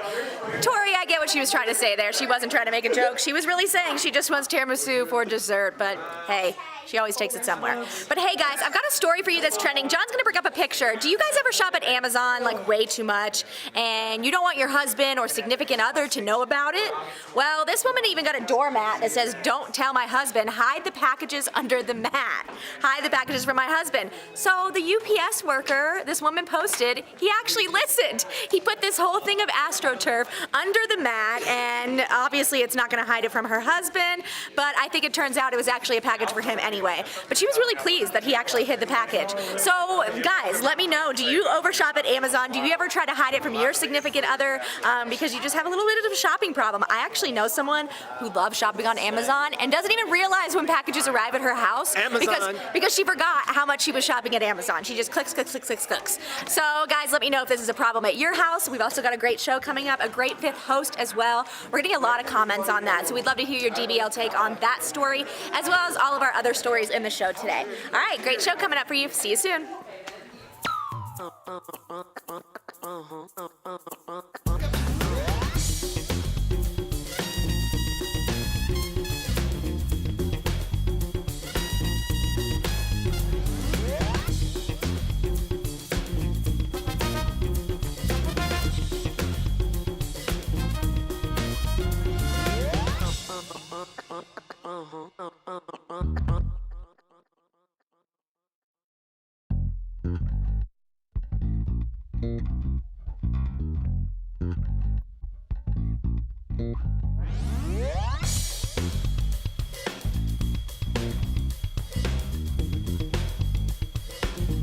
Felicity Huffman reports to prison. What her life will be like behind bars for the next 14 days. Then, Panera bread exposed. No. Why posting a video of the company's mac and cheese got a worker fired. Plus, who's the most beautiful woman in the world? Find out which celeb has the perfect face according to science. And 2 must-see moments caught on camera. This unusual rescue of a massive dog on a mountain, and a kid facing off with a Halloween display in this hilarious viral video. Carly, it's okay. It's okay. Real, honest, entertaining, live. DBL starts right now. 3, 2. Welcome to DBL. It is Tuesday, October 15th, and I am here with Tori, Erica, Jeff. I am Sam. Let's get right to it. Well, breaking news just in. Felicity Huffman turned herself in to serve a 14-day prison sentence for her part in the college admission scandal. She is in a low-security, all-women's federal prison in Northern California. And let me just tell you, I did some digging. Yeah, they call it Chateau Dublin. That's not a good start with Chateau. No, and when I say it's cushy, Forbes magazine named it like the cushiest prison. So it's cushy. It has acres of gardens. You can sign up for art classes, knitting, horticulture. Yeah. Oh, we got some music. Now you're able to bring in your own luxury linens. There's a list of like items you could wear there. Lululemon's on there, you guys. So they're used to very affluent. Yeah, you can wear your own Lululemons. They also have private rooms with TVs and computers and motorized shutters. So God forbid it's too bright in your prison cell. Now there's no doors either. These are rooms. So I feel like it's more of a retreat. How is this a jail? How is it a jail? How is it okay? It sounds like welcoming. This seems like a nice little escape, if you will. Yeah, 14 days you gotta spend there doesn't sound too tough. Nice to me. That's not a hard time. Oh, and there's continental breakfast in the mornings, Erica. Yeah, I was just thinking about those motorized shutters because you know we moved into a house last year. We had to do window treatments and those things are not cheap. They're very expensive. They are very pricey. Yeah. And that's for our forever home, not our 14 days in the clink home. Oh my gosh, there's 2 different justice systems. Well, yeah, because you have to consider, and Jeff, you made probably the comment about this of the day. Why does this type of prison exist? Yeah. And now we know why this type of prison exists. A bunch of really, really wealthy people got together and said, we living on the edge, y'all. One of us could end up in the clink. If we do, living on the edge, we gotta make sure that we have all the accommodations so we can say we went to prison. Yeah. And there we have it. There you go. Well, check this out. Someone just wrote in, chewing it over, the Huffman sentence was worse than no sentence at all. shameful. I don't know if that's. I'm glad she had some sort of. Yeah, I'm glad there was some time. And it's not her fault that she's going there. You know what I mean? It's the taxpayers' fault. Fart? We're 10 years old. Listen, 3 hours going strong. Yeah, hang in there, buddy. You're doing good. So it's the taxpayers' fault. We're building these prisons. You know what I mean? And so we paid for this. Have a good time, Felicity and everyone else in there. Switch it up. This next story is a serious story, and we've been following it. We want your attention. The police officer at the center of the latest controversy, the one who shot and killed Tatyana Jefferson inside her own home in Fort Worth, Texas over the weekend. Well, he has been arrested on a murder charge. So this is Aaron Dean's mugshot. Right now he is out on a $200,000 bond. Erica, what do you make of his arrest? I'm pleased that he was arrested. The attorney, Lee Merritt, who was also very close with Botham Jean's family, he has made it very known that he wants to reform policing. He told the family of Tatyana, not to expect there to be an actual arrest made. So the fact that they're right, yeah, so that's smart. The fact that the arrest was made is a really big deal. The other thing that I wanted to note was the police department came forward and apologized for divulging the fact that Tatyana had a weapon, in her gun. A gun in her home. That wasn't playing any part, and I felt like it was just as maligning as saying anything else that a person who gets shot to death in their home was doing. It's inconsequential because the police officer was never in danger. Yeah. I think that this is something that is going to set a precedent, but I am cautiously optimistic about it just because we know how these things can go. Because you and I both, the Geiger situation, we thought as soon as those text messages come out, there was a sense that those juries, they were going to throw the book at her. And then 10 years came. So I agree with you. I have to be a little bit more cautious here. But I do think there's going to be an independent federal investigation headed down to Texas because something's going wrong. What I want to know is who paid the $200,000 bond. And if it was the police union, which I've looked into, they say they will support him with a lawyer, Aaron Dean, and financial support. If the man resigned, how are you still in the union? So someone explain that to me because it's over my head. Yeah, and why are you helping a murderer?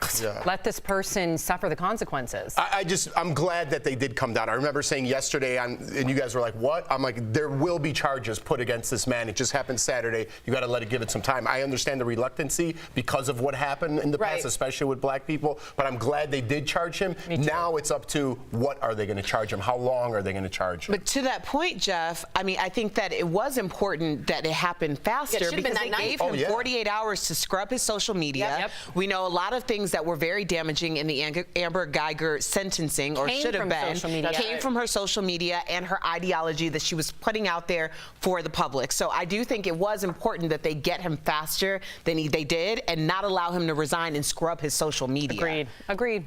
Chime in, DBL Nation, especially if you live in those areas. We want to hear directly from you. Well, switching gears here, we need a cleanser, if you will. A worker at Panera Bread has been fired because of this video she posted showing how the chain's mac and cheese is actually frozen, not fresh. But she's not upset. She tweeted, "There was no wrongful termination. I made a mistake. I've learned from it, but we want to know what you think. Would you still eat at Panera Bread? Go to dblvote.com to weigh in." Yeah, I'd rather just spend $3 at my local grocer and get a frozen macaroni and cheese than go all the way to Panera and spend 3 times the amount of money. What if you're on the road, though? I mean, I don't go out to eat much, but when I do, I hit up Panera Bread often. It's a good place. Soup and salad. Were you expecting that they were rolling each macaroni back but there? I will be honest. I thought that they might be boiling the pasta. It's not that What's hard. the difference? It's the same thing. It's in a bag and it's a microwave and it looks sad. And It's I'm in like, a bag. Yeah. You're not going out there for your anniversary. It's for 4-year-old kids. It doesn't, listen, it doesn't bother me, but it's not that hard to have a big giant pot and have continuously cooking mac and cheese. It's not that hard. Yeah, I think it is kind of hard, Sam. Yeah. I've never seen, what do you think Have you ever been to a cafeteria and they have constantly cooking mac and cheese? Yeah, but that's different. A cafeteria has a window of 2 to 3 hours where they're actually serving students at an unlimited menu. You can't put a new pot on every 2 to 3 hours? What do you think Sizzler does? I don't know about Sissy. I think they're cutting bags. That's what I think they're doing. I don't know about anybody. I just know that it probably makes more sense economically to keep the cost down to just a mere $9 for 6 ounces of macaroni and cheese to have to boil it in a bag. About their that's a employee big deal. releasing this will. Oh yeah, she should have gotten fired. Of let's course be she honest. should have, but she That's a handled it secret. well too. Yeah, She's she like, did. you know what? I deserve it. You're right. I like the apology, like she was like the president of the company or something. $4 an hour. I apologize for I learned my lesson from this. Good for her. I know. I enjoy it. Yeah. What Good a for superstar. her. 69% of you say you're going to still eat at Panera. You go. Okay, you're with Jeff. Some fans are upset with a Washington Nationals pitcher. Daniel Hudson skipped game 1 of the playoffs so he could be with his wife for the birth of their 3rd daughter. Here's the baby girl. She's healthy. Her name is Millie.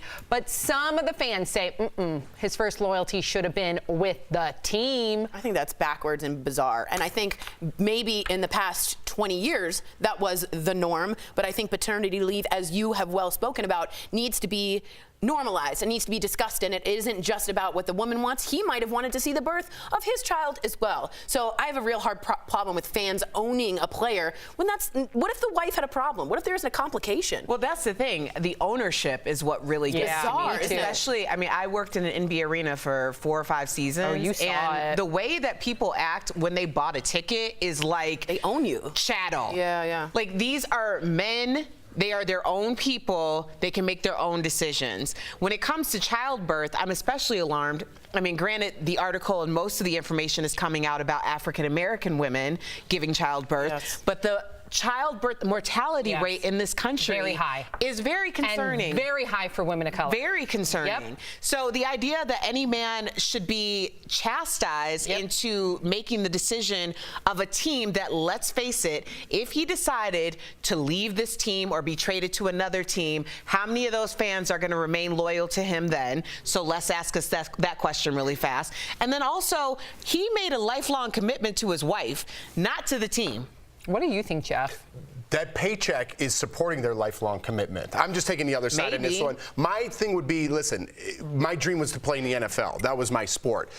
If I got to the NFL and I made the playoffs and I was a quarterback and I was an important part of the team, I would have that conversation with my wife. This is what I've dreamed since I was a little kid, years before I met you.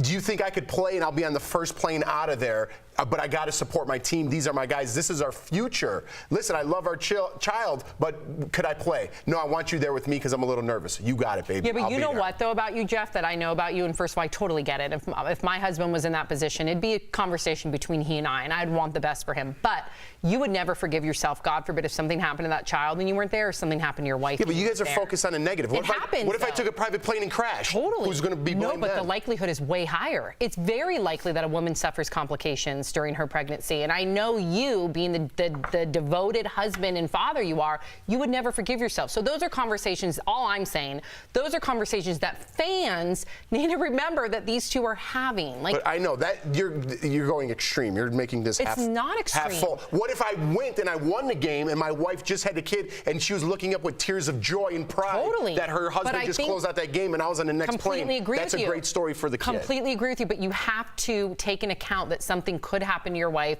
and something could happen to the child. I know, I get it. Yeah, so I'm just saying that couple, the fans don't understand that couple needs to have those nuanced conversations, and how dare they try and make up that decision for him. That's all I'm saying.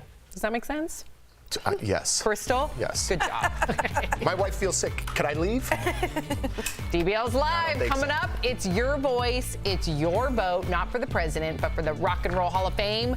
We've got the new nominees. Plus, she's a pint-sized star on one of the biggest shows around. This Is Us actress Faith Herman dishes about her favorite co-stars. And you, the viewer, are our fifth host. A Democratic candidate for president wants to take away tax-exempt status from churches if they oppose gay marriage. Well, your comments on the controversial proposal next.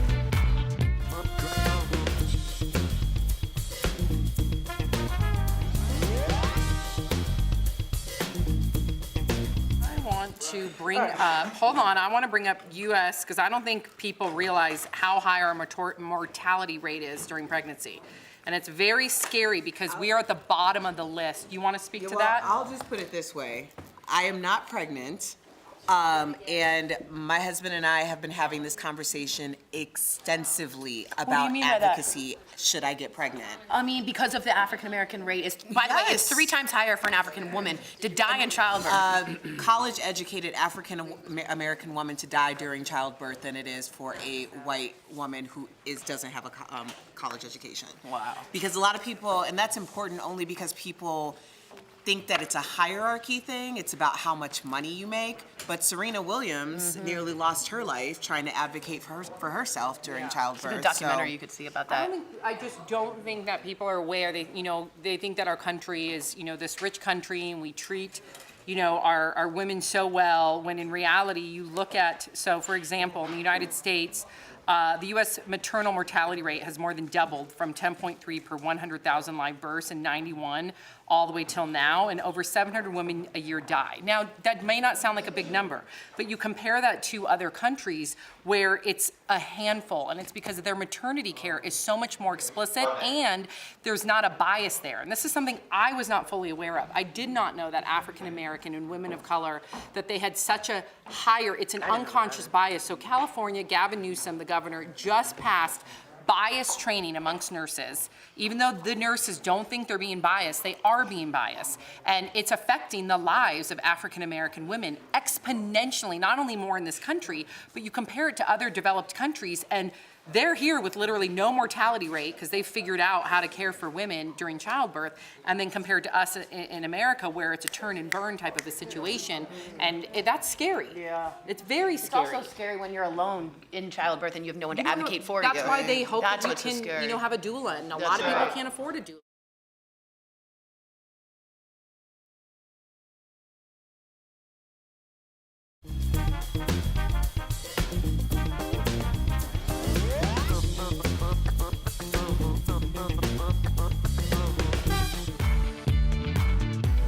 Welcome back to DBL. Thank you for counting me in. It's time for Fifth Host, when we talk about what you're talking about. 2 Democratic presidential candidates have set the stage for a serious debate. Beto O'Rourke says religious institutions should be taxed if they oppose same-sex marriage. But fellow Democrat Pete Buttigieg, who is gay, says Beto's proposal would further divide our country. So DBL Nation, we want to hear from you on this one. Should churches be taxed if they are against gay marriage? You guys are definitely heated on this one. Tori, take it away. All right, Gloria from Facebook says they shouldn't be exempt regardless, especially when the pastors, and she put air quotes, live in mega mansions, drive expensive cars, and expect their flock to support their lifestyle. I'm a little on the fence, but Gloria, I think I'm on your side more than that. If the community has to support the church, the synagogue, and the mosque, then the church and the synagogue and the mosque should support the community, and that includes everybody in the community. So I agree with Gloria. Marsha from Facebook says government has no business in religious institutions. Okay, all right. But aren't they I'm a little voting blocks though too? I'm just a little confused if it's like we shouldn't be talking about it during a political debate, or that they shouldn't be taxed, because isn't that still some type of separation of church and state? Yeah. I think the issue here is that O'Rourke and Buttigieg are both correct. I think O'Rourke is correct because, yes, the church should reflect the community that is paying for the taxes that the churches aren't paying for. And Buttigieg is correct saying that it will divide the country. Yeah.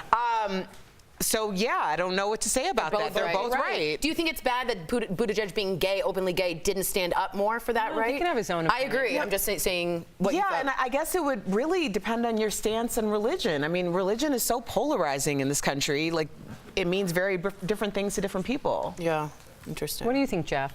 I just think, I'm a faith-driven guy, and I think faith goes back way longer than, I know we're running out of time. Our Constitution even does. So I don't know. We'll talk about it in a break. I know we got to run. Yeah, I want to hear from you. Coming up on DBL, is it possible to be too positive? Why that constant smile on your face may be destroying other people. And next, our own Erica Cobb goes one-on-one with This Is Us actress Faith Herman. Don't miss her special message for Zendaya next. Are you one of the...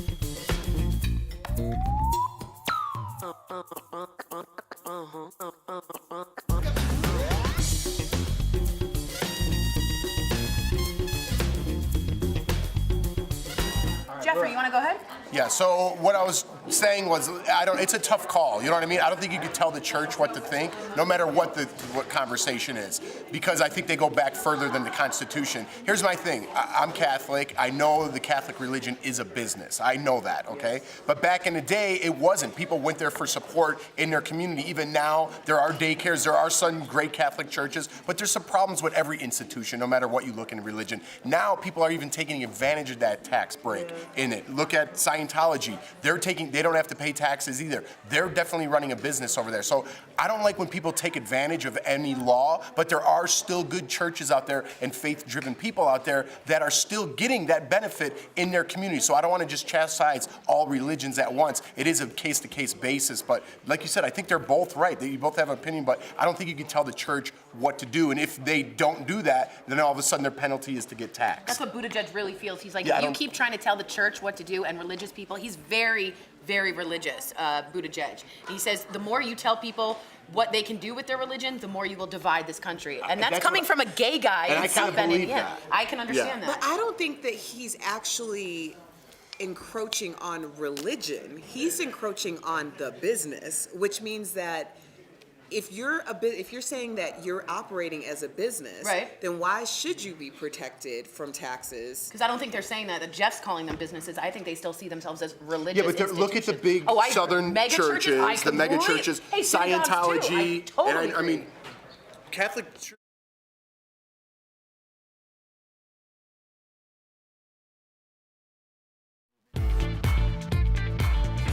Welcome back to DBL. Get those tissues ready because This Is Us returns with another new episode tonight. I had a chance to talk with one of the show's youngest actors, Faith Herman, who plays Randall's daughter, Annie. Check it out in today's Chatting with the Stars. Faith Herman, welcome to DBL, young queen. Hi. Hi. Well, I am a huge fan of This Is Us, so I'm so excited to talk with you today. Annie, my favorite child, is there anything that you'd like to do today? I'm good with whatever. Bless your soul. Now, you know your show is a huge success. Do you ever get recognized? Yes, I do. It always catches me off guard when I get recognized, and it's always so nice getting to meet people that are fans of the show. Well, we know that you can't reveal any spoilers, although I would love to ask you for some. But how do you keep all of those secrets, and does your family ever try to get anything out of you? It's not actually hard keeping secrets anymore. Like at first it was, but now it's not. And like usually my family don't ask me for any spoilers because they like to be surprised and like watch the show like everyone else. Well, I'm going to name a few of your This Is Us co-stars, so we're going to play a little game. Tell me the first word that comes to mind when I name each one of them, okay? Okay. Okay, your on-screen dad, Sterling K. Brown. Funny and silly. I could see that. Now, how about Mandy Moore, who plays your grandma on the show? Very kind. And what about your on-screen uncle, Justin Hartley? He's funny too. He always has like funny jokes with Mr. Sterling too. That's awesome. Now, you looked so stylish. You were giving all your black girl magic on the red carpet at the Emmys, girl, rocking that yellow dress. Now, what's it like getting all glammed up for the award shows?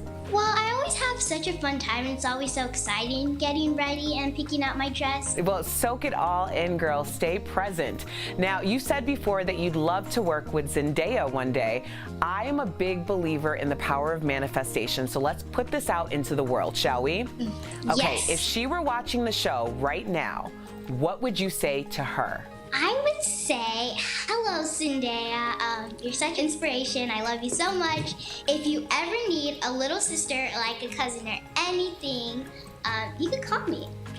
Well, I thank you so much for your time. You are such an inspiration, a symbol of black girl magic, and I am rooting for you all the way. I look forward to continuing to watch you on This Is Us. Thank you so much. I had such a fun time. How do you not love her? She is the best. We'll be right back.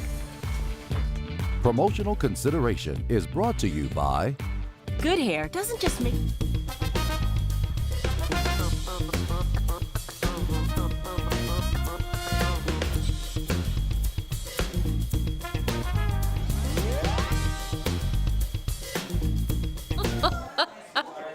You guys at home didn't just see what I just saw, but look up there. Right, can you see? There's two you guys there, I mean, Travis and John, and bless them, they're doing all sorts of stuff up there. And John was just giving us like a thumbs up, we're live and we're on air. And bless him, as he did it, he just hit his arm so hard. Bless him. Oh, bless him. He's such a sweetie. And also, guys, something else that John does when he's not like bashing his arm on the side, letting us know that we're live, he actually edits all the podcasts, the DBL podcasts. They're on Spotify, they're on iTunes. You can go on the website and find them. And every day, Monday through Friday, we have different podcasts coming out. So you guys can listen to those and tune in. And they're really awesome. They feature the morning panel, which is our very own Al Jackson, Tori Shulman, Brandon London, and Lindsay Granger.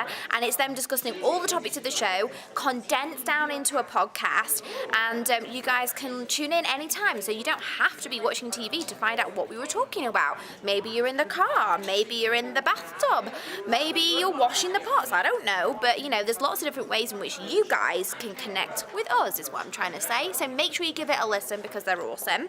Right, aside from just that, bashing arms and podcasts, did you just see our very own Erica Cobb interviewing the sweetest little girl ever? And they were talking about manifesting, and Erica was saying to the little girl about how she should manifest to it with Zendaya one day. So I wanted to know, do you guys, DBL Nation, do you guys believe in manifesting? And if you do, what do you do to manifest?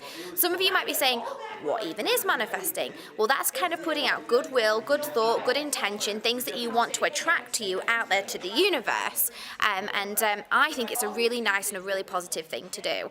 So I'll be honest, I manifest all the time.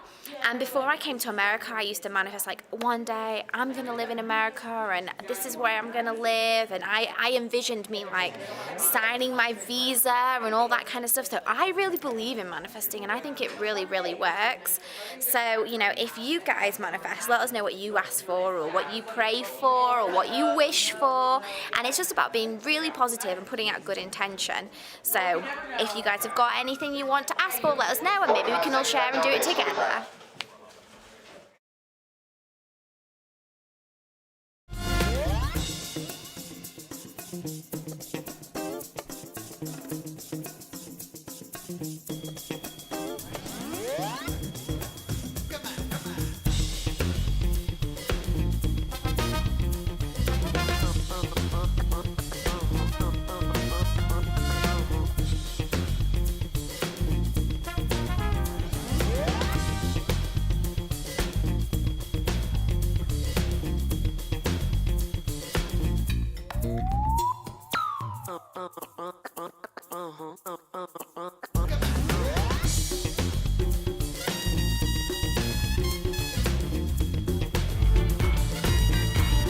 Welcome back to DBL. It's just another walk for a man and his best friend when this happened.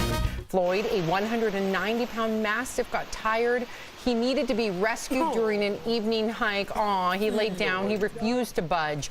So rescuers strapped the 3-year-old pup to a stretcher and they carried him down the mountain. The good boy. I'm so happy. I mean, I think, you know, I'm happy he's okay. I'm happy he was rescued. But, you know, I think a lot of dog owners don't realize, you know, especially bigger dogs. You know, Erica, you had how big was your Greyhound? My Great Dane. Your was Great Dane. 160 pounds. Yeah, you can't take him on these long hikes. Tank, right? Yeah, Tank, yeah.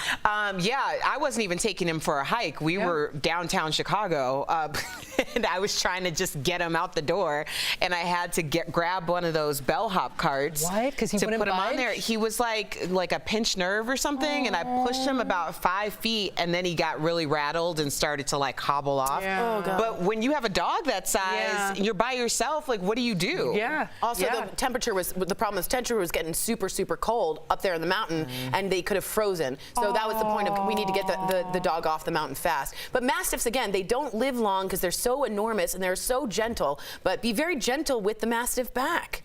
Yeah. You know? I like that, Tori. Thanks. Did you get it? No. Okay. I did. Okay. That was beautiful. Thanks, man. Well said. Thanks. Here's what's coming up next on Daily Blast Live.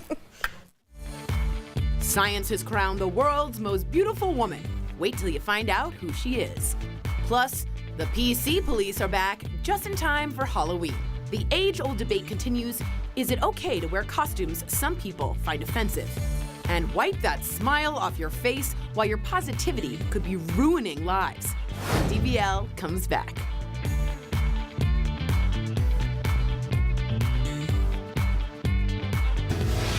It's trending again. Delete Facebook hashtag is all over social media after a Politico report that CEO Mark Zuckerberg has held informal meetings and dinners with conservative politicians and thought leaders. Think Senator Lindsey Graham of South Carolina, Fox News host Tucker Carlson, radio host Hugh Hewitt, and commentator Ben Shapiro. The Politico report follows last month's clarification from Facebook that political statements on the platform are not fact-checked the same way that they would be on television. And it comes amid calls from the left to break up the company, and allegations from the right that there's a big tech bias against conservatives. Zuckerberg responded to the report saying that he has dinner with people all across the political spectrum. Meeting new people and hearing from a wide range of viewpoints is part of the learning process, he wrote, and if you haven't tried it, I suggest you do. So DBL Nation, have you or are you considering deleting Facebook? We'd love to hear your thoughts in the comments. Hey pet owners, Uber is throwing you a bone. Beginning tomorrow, riders in select cities will be able to bring your fur babies along for the ride without clearing it with the driver first. It'll cost you a few dollars more, but you'll be matched with a driver who's already given the okay for your little buddy to ride shotgun. Uber also says drivers will get a large percentage of that $3 to $5 surcharge. Looking for the fountain of youth? Consider a trip to Chicago. Area believers say the water from the aquifer in the Cook County Forest Preserve just north of the city has helped them manage a number of ailments, from chronic headaches to cancer. The water is said to have a bit of a smell and carry a bit of a mineral taste, but they also say they trust that water more than the stuff that comes from the local municipality. That's Fast Blast for this afternoon. Check back this evening. Raquel will have the Fast Blast Entertainment Edition.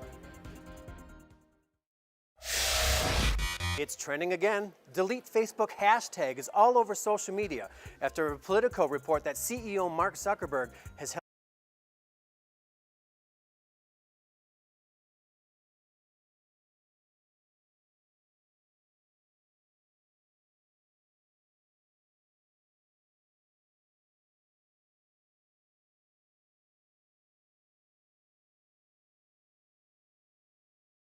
This is Daily Blast Live. We're talking about what you're talking about.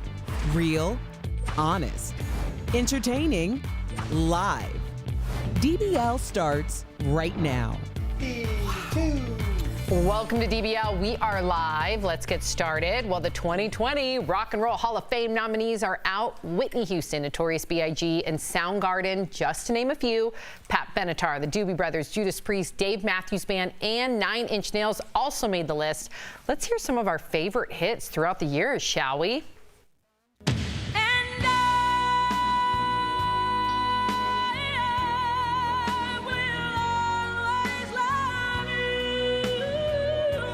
Living life without fear, putting 5 carats in my baby girl ear. Lunches, brunches, interviews by the pool. Considered a fool cause I dropped out of high school. Black hole sun, won't you come and wash away the rain? Black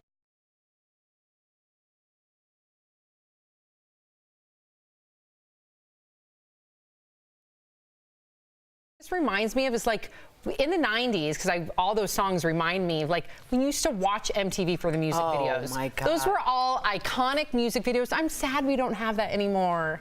I know. Well, you also mentioned. I know. I you used to also get lost mentioned in those playlists. videos. Yeah. They're in playlists. You were running to your mailbox for your Columbia. I remember flipping through and you your get thing. like 20 of them in the beginning that you somehow end up never paying for. That's Always. so true. Who are you surprised the most to see on that list that you thought would have already been on that list? That's the question I was expecting. I think Whitney, of course. Yeah. Right? I mean, I think everyone thinks everyone thought Whitney was already in it. I definitely thought the Doobie Brothers were in it too. Is there a way that you can like turn it down in prior years? Maybe she turned it down I can't imagine years. Whitney doing that. I know, or her estate, right? Yeah. There is a strange amount of omissions that someone has put out, including Tina Turner, right? Without Ike. Tina Turner, Snoop Without Dogg, Ike, without yeah. Ike, and there's like a lot of different ones. So you can always Google that, and you can always nominate. But I think Notorious B.I.G.'s got to put on there too. I know.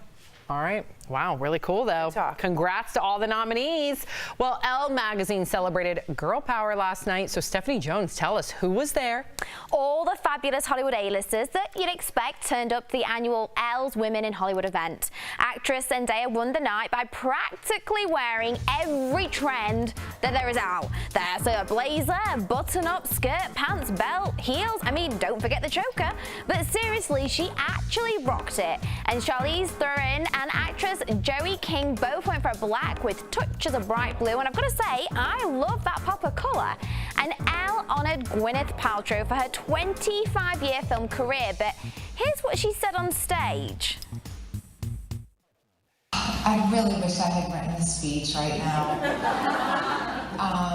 Because I'm drunk and I'm just like a lame old white lady.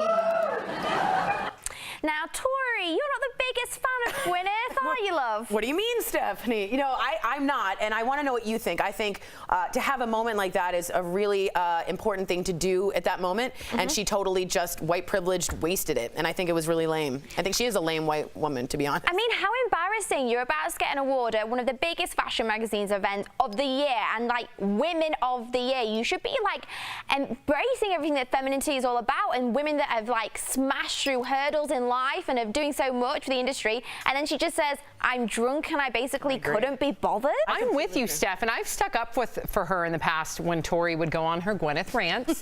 But, you know, I'm on both of your sides on this one. I just think it shows her privilege and her entitlement, because someone else that was so honored to be celebrated by Elle magazine, who's not only been an iconic fashion magazine, but have definitely highlighted women who have shattered glass ceilings, you would think that she would have taken that moment and highlighted other women, or at least thanked Elle magazine for all the work that they've done. And it just goes to show that she's so used to being celebrated. Oh, yeah. But this was just another day in Gwyneth Paltrow's life, as opposed to like if Zendaya was given that award. I wonder what kind of speech she would have given. I totally agree. Gross. I'm glad you're all coming aboard. I know, we're with you. We are. We're there with you, Tori. Thank you. Thank you, Stephanie. Thanks, guys.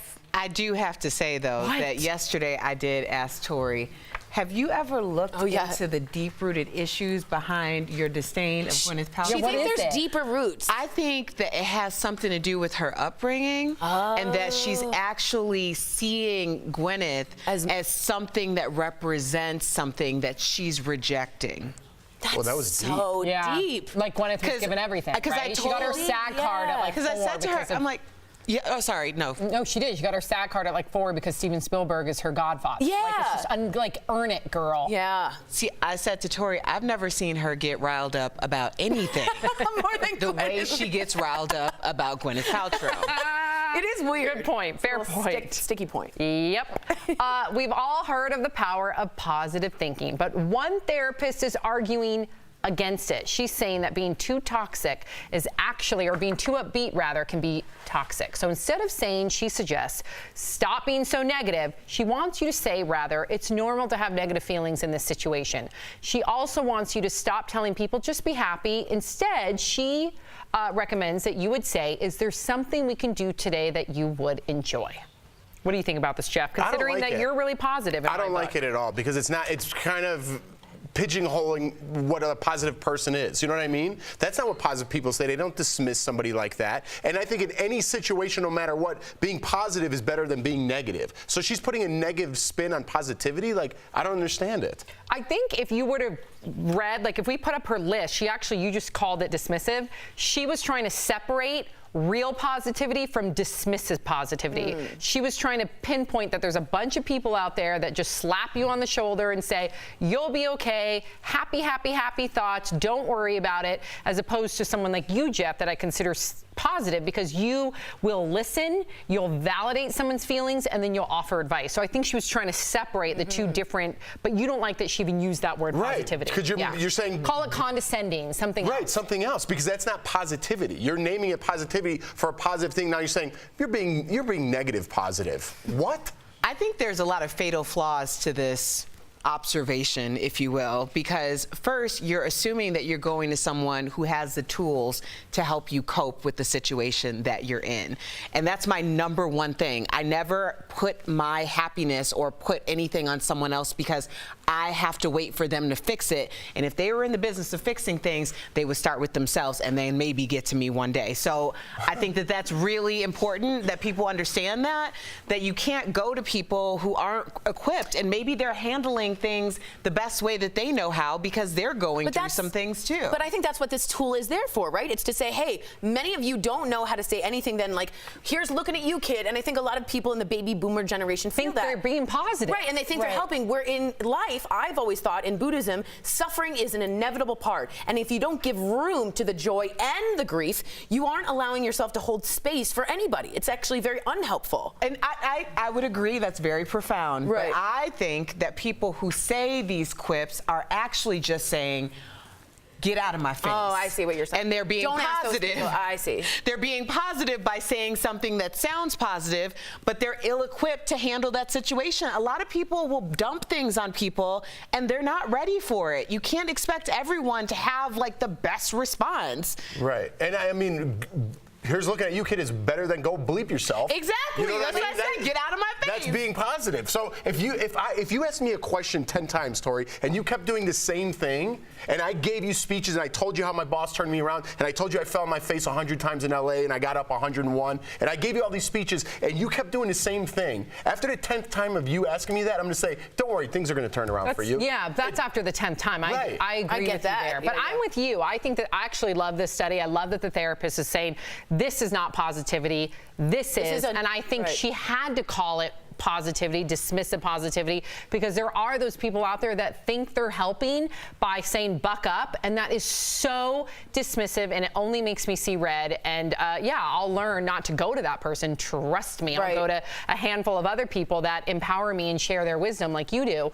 But I like the study. I do. I think it's helpful to people who don't know how to communicate. Those 4 things on the right to memorize could be helpful in so many other conversations. You don't think she's being dismissive by saying, let's get that list up one more time, by saying that's what positive, with 3 words? What if it was just reversed around? Very. What if I just switch that around and say, this is dismissive positivity? I have a problem with this because... Giving me 3 words, that's, I don't know. Because the expectation is that you can go to someone and utilize their time that they're generously offering to you. I think that time is the most valuable commodity that we have. If someone's even giving you a portion of their time, I think that's very important that you at least accept that. When you start to put in, this is how you should do it. But it's for people who don't know how to do it. It's a tool. But the thing what is, if your if you don't know how to do it, then you don't want to. What if you want to connect to your kid, and every time you're like, hey, it's good, hey, it's good, it's good, it doesn't work. What so their now I have a parents taught script them. to help me communicate with my child better. Yeah, I'm with you. I come from, hey, it's good. And I choose to communicate with people differently because I understand that the people who were saying, hey, it's good, didn't have the tools to tell me anything different. I understand that. Interesting. Good combo. Coming up on DBL, it's the time of the year, oh boy, for race-based costumes. And one university's message to students is ruffling feathers. The debate over cultural costumes coming up next. Driving with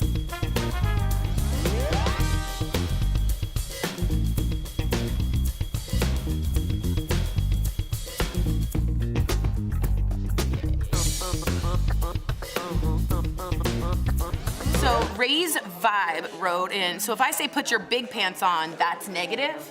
Oh, cool. That might sound a little more. But I do get what you're saying. That you're. But I don't understand. If you're not my friend. Nice to meet you. Jeff. Hi. Nice to meet you, Jeff. Did you just get in? Minneapolis? Hi, love. Did you just come in? And then are you here all? Ooh, she smells good. You know when someone has good shampoo and it smells like you're in the tropics but with like a drink and it's sunny but it's turning into rain? That's what she smells like. Delicious. So the idea of Buddhism for me is that there is suffering. So it's hard for me. It's always important for me to appreciate and give space to more than it's always just going to be okay. And that's where I come from. And I understand that some people come from it a different way. But if I'm a mom or dad who can't communicate with my son, that might be a nice script for me because it's not working the other way. Does that make sense? So I was just going to say, it's not dismissive positivity. I agree. That if you label tell is me wrong. like, oh my God, I'm like, good, Tori, you'll figure it out. I'm being dismissive. Sure. I'm not being positive.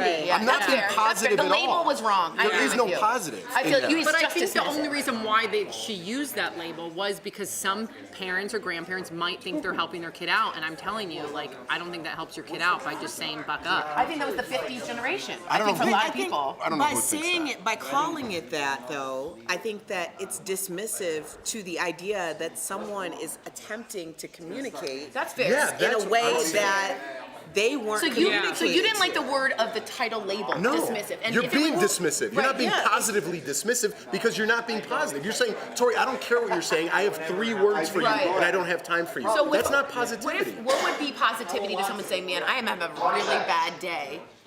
What would I'd be? say, I'd like to talk to you more about that. If you have time and I have time, Yeah. let's talk about it, and I could tell you, try to turn your day around. Yeah. By saying, like, That's go amazing. get him.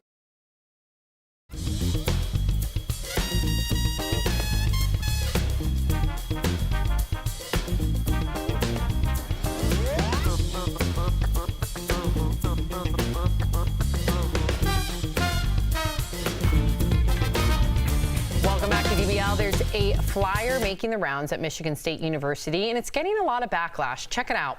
It asks students, is your Halloween costume racially, ethnically, or culturally based? So it's trying to tell students to avoid wearing cultures as costumes, but some students say this is way too politically correct. Many of you online agree, but DBL Nation, we got to hear from you. Head to dblvote.com. Let us know. Let's look at that flyer.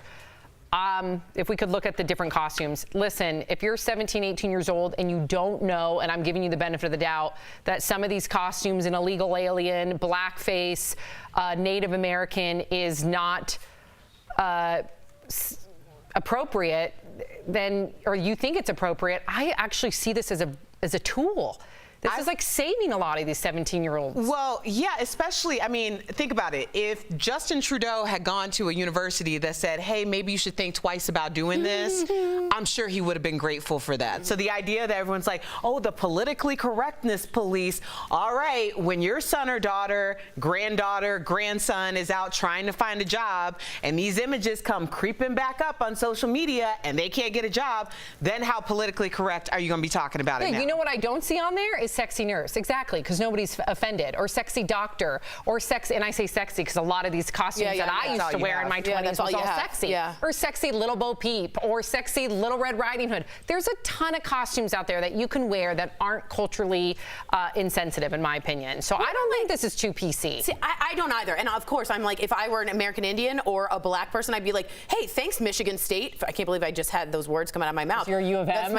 But I would say thanks for getting my back, because now I feel like you have some support. But like Tiger Lily from Peter Pan, is that just like not okay anymore? Like, I guess I'm getting confused with like characters. I think you could, like, for instance, they sell a Moana costume. Right. Like the, not Moana herself, but some of the characters with the tattoos, like the Rock's character. Right. They just have the tattoos. They don't have, you're not, it's not the painting your darkening the skin. I see what you're So saying. I think you can still celebrate a character without painting your skin. Right, but it is the whole thing is too PC. This thing isn't too PC because this is for idiots, to be honest with you. If you don't know you can't do blackface, you're an idiot and you should get a pamphlet about it. But there are other things, like that mariachi guy was on there. I was thinking that. Definitely was a mariachi guy because it was the cheapest costume that you could get, and you're going to a party. You just throw a blanket on and you go to the party. Right. You know what I mean? I've seen people in the Indian headdress, too. And it wasn't mariachi. It was just like the colorful thing you throw over. So I definitely, there's pictures somewhere of me being that. I didn't know that. So no matter what you are now, and I wasn't trying to be disrespectful, in 10 years from now, it's probably going to be disrespectful and you might lose your job for it. So I'd say be very careful about what you wear for Halloween. I would just stay away from different cultures.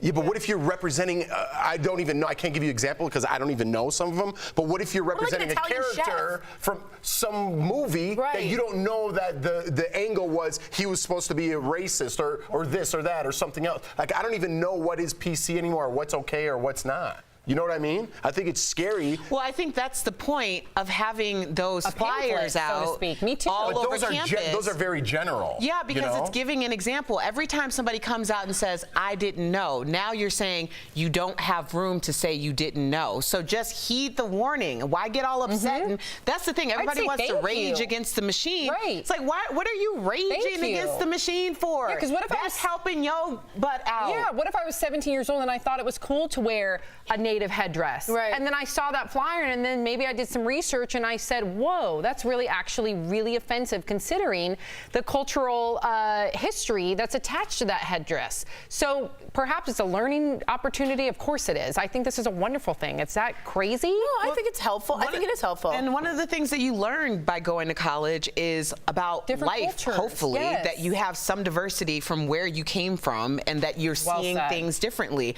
I can understand people not understanding certain things because they've never experienced it. But once you have somebody out there trying to guide you in order to get a job after you graduate and pay off your But it's interesting tuition. that Final every vote, hour, 85%. and Final every vote. hour, though, Sam, too far. It's been gone too far. Yeah. 2 PC. Well, all right. We'll be right back.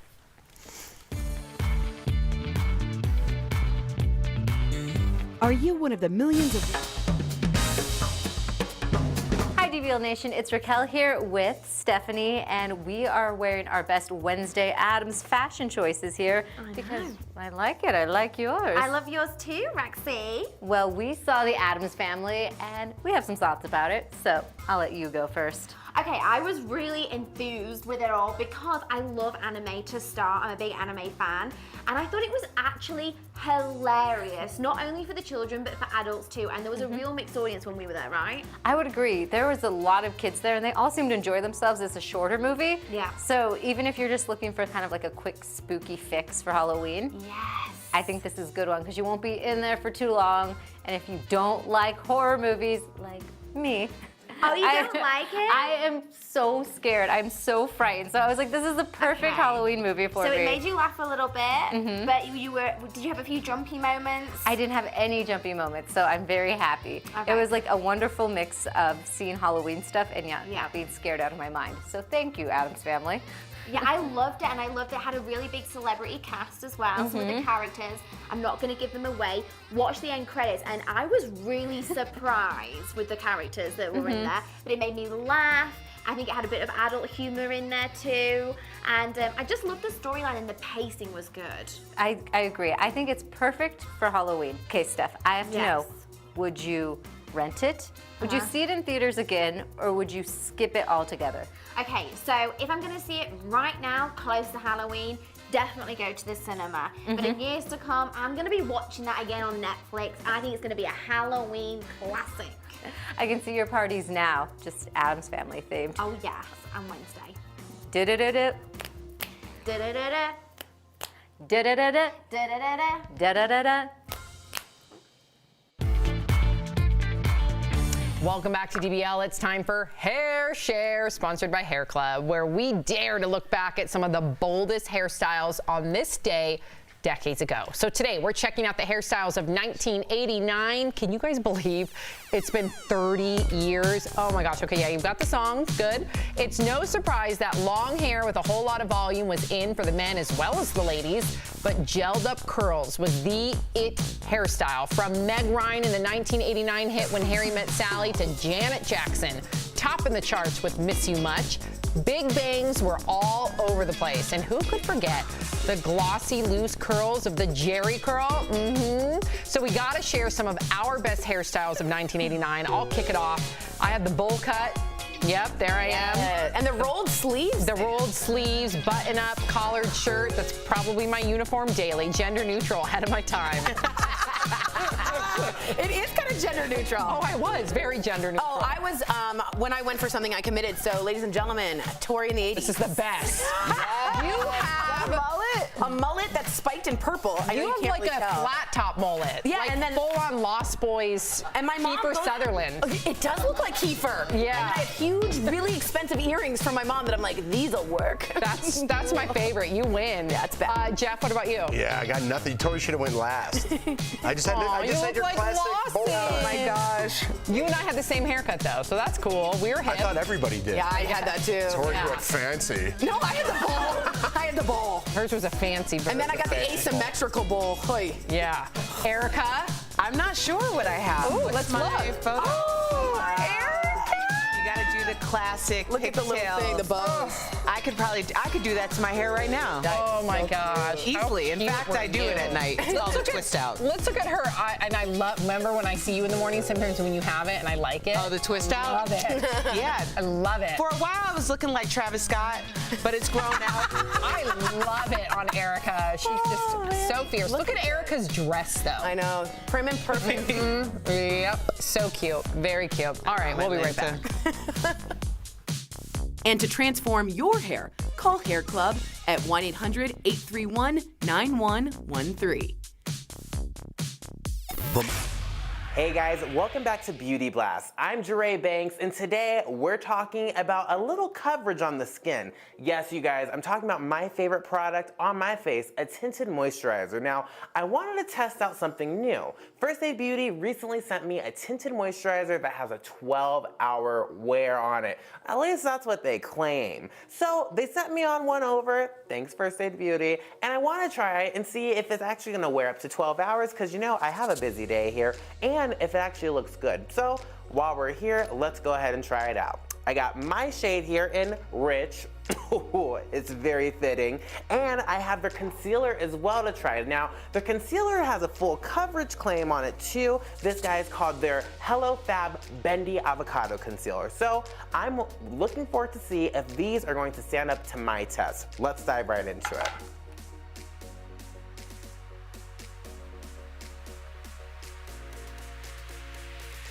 Now, quick pause.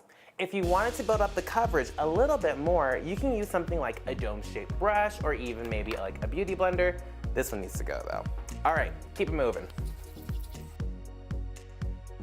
So, this is looking pretty dang good so far. I'm loving the feel of it. Now, I used my hands because I wanted a really lightweight and skin-like finish. And so far, it's definitely delivering that. Now, I'm gonna take a little bit of a blending brush here. This is my Sephora brush. It's a tapered brush, and I'm gonna just use that to blend everything together.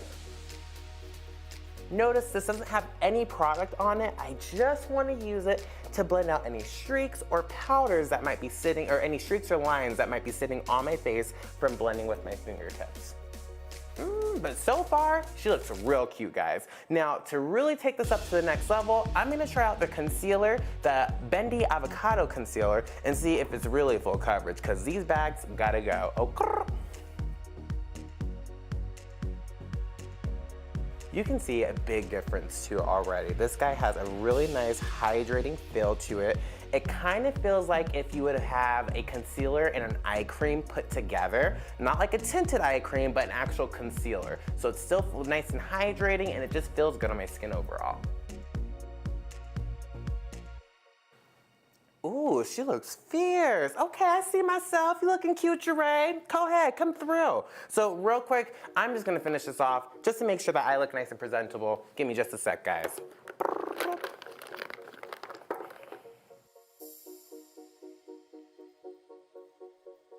Now that's some hard work. Now let me tell you guys, I love the way this feels already. Now the First Aid Beauty Tinted Moisturizer, like it said, it has a 12-hour wear, and I've worn it a couple days already and it feels amazing. It definitely lasts through the day, and you have a beautiful natural skin finish all day long. So if you're a lightweight wearer, or if you like lightweight makeup, definitely try out the First Aid Beauty Tinted Moisturizer and Full Coverage Concealer, because it's definitely made the slay list. Now, for more Beauty Blasts, make sure you guys are checking out everything on Daily Blast Live, or follow me at Jeray for the Slay on YouTube, Instagram, Twitter, Facebook, all those things. We'll see you guys next time.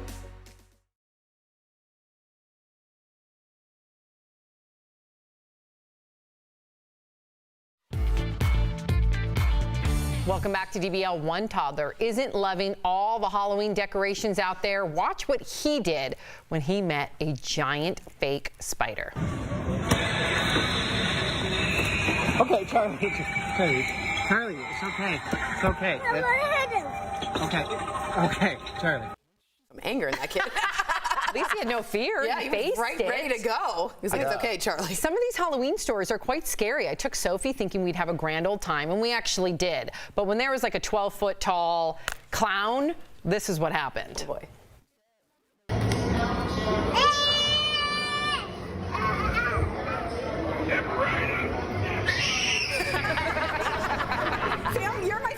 standing there laughing. Because that was like the 9th time. No joke, she kept going back to him. Finally, she wanted to hold its hand, and I think that was her way of mastering her fear of him. So and then for days, she kept talking about the big clown for days. It stuck with her. Yeah, but she's like lost, and she'll be like, not scary, not scared. But I think that's her way of telling me, like, I'm mastering it, but she's really scared. Yeah. Because Lawson says that, right? Yeah, when he's scared of something, he just says, I'm not scared. Scared. Yeah, he's just learning what scared is. Yeah, what fear feels like. We're trying to watch like what we watch on TV, but you know. That's a lot of it scared. Well, real quick, I just want to say happy birthday to my hubby. Woo! It's Brooks' birthday. I love him very much. And look at me blonde there. Anyway, I love you very much, and I hope we have a great night. Wink. Oh, sorry. TMI. I just meant we were going to have a good dinner. Yep. Well, we do love you, Brooks. Happy birthday. Enjoy your wink, wink dinner tonight. We'll see you tomorrow, same time, same place.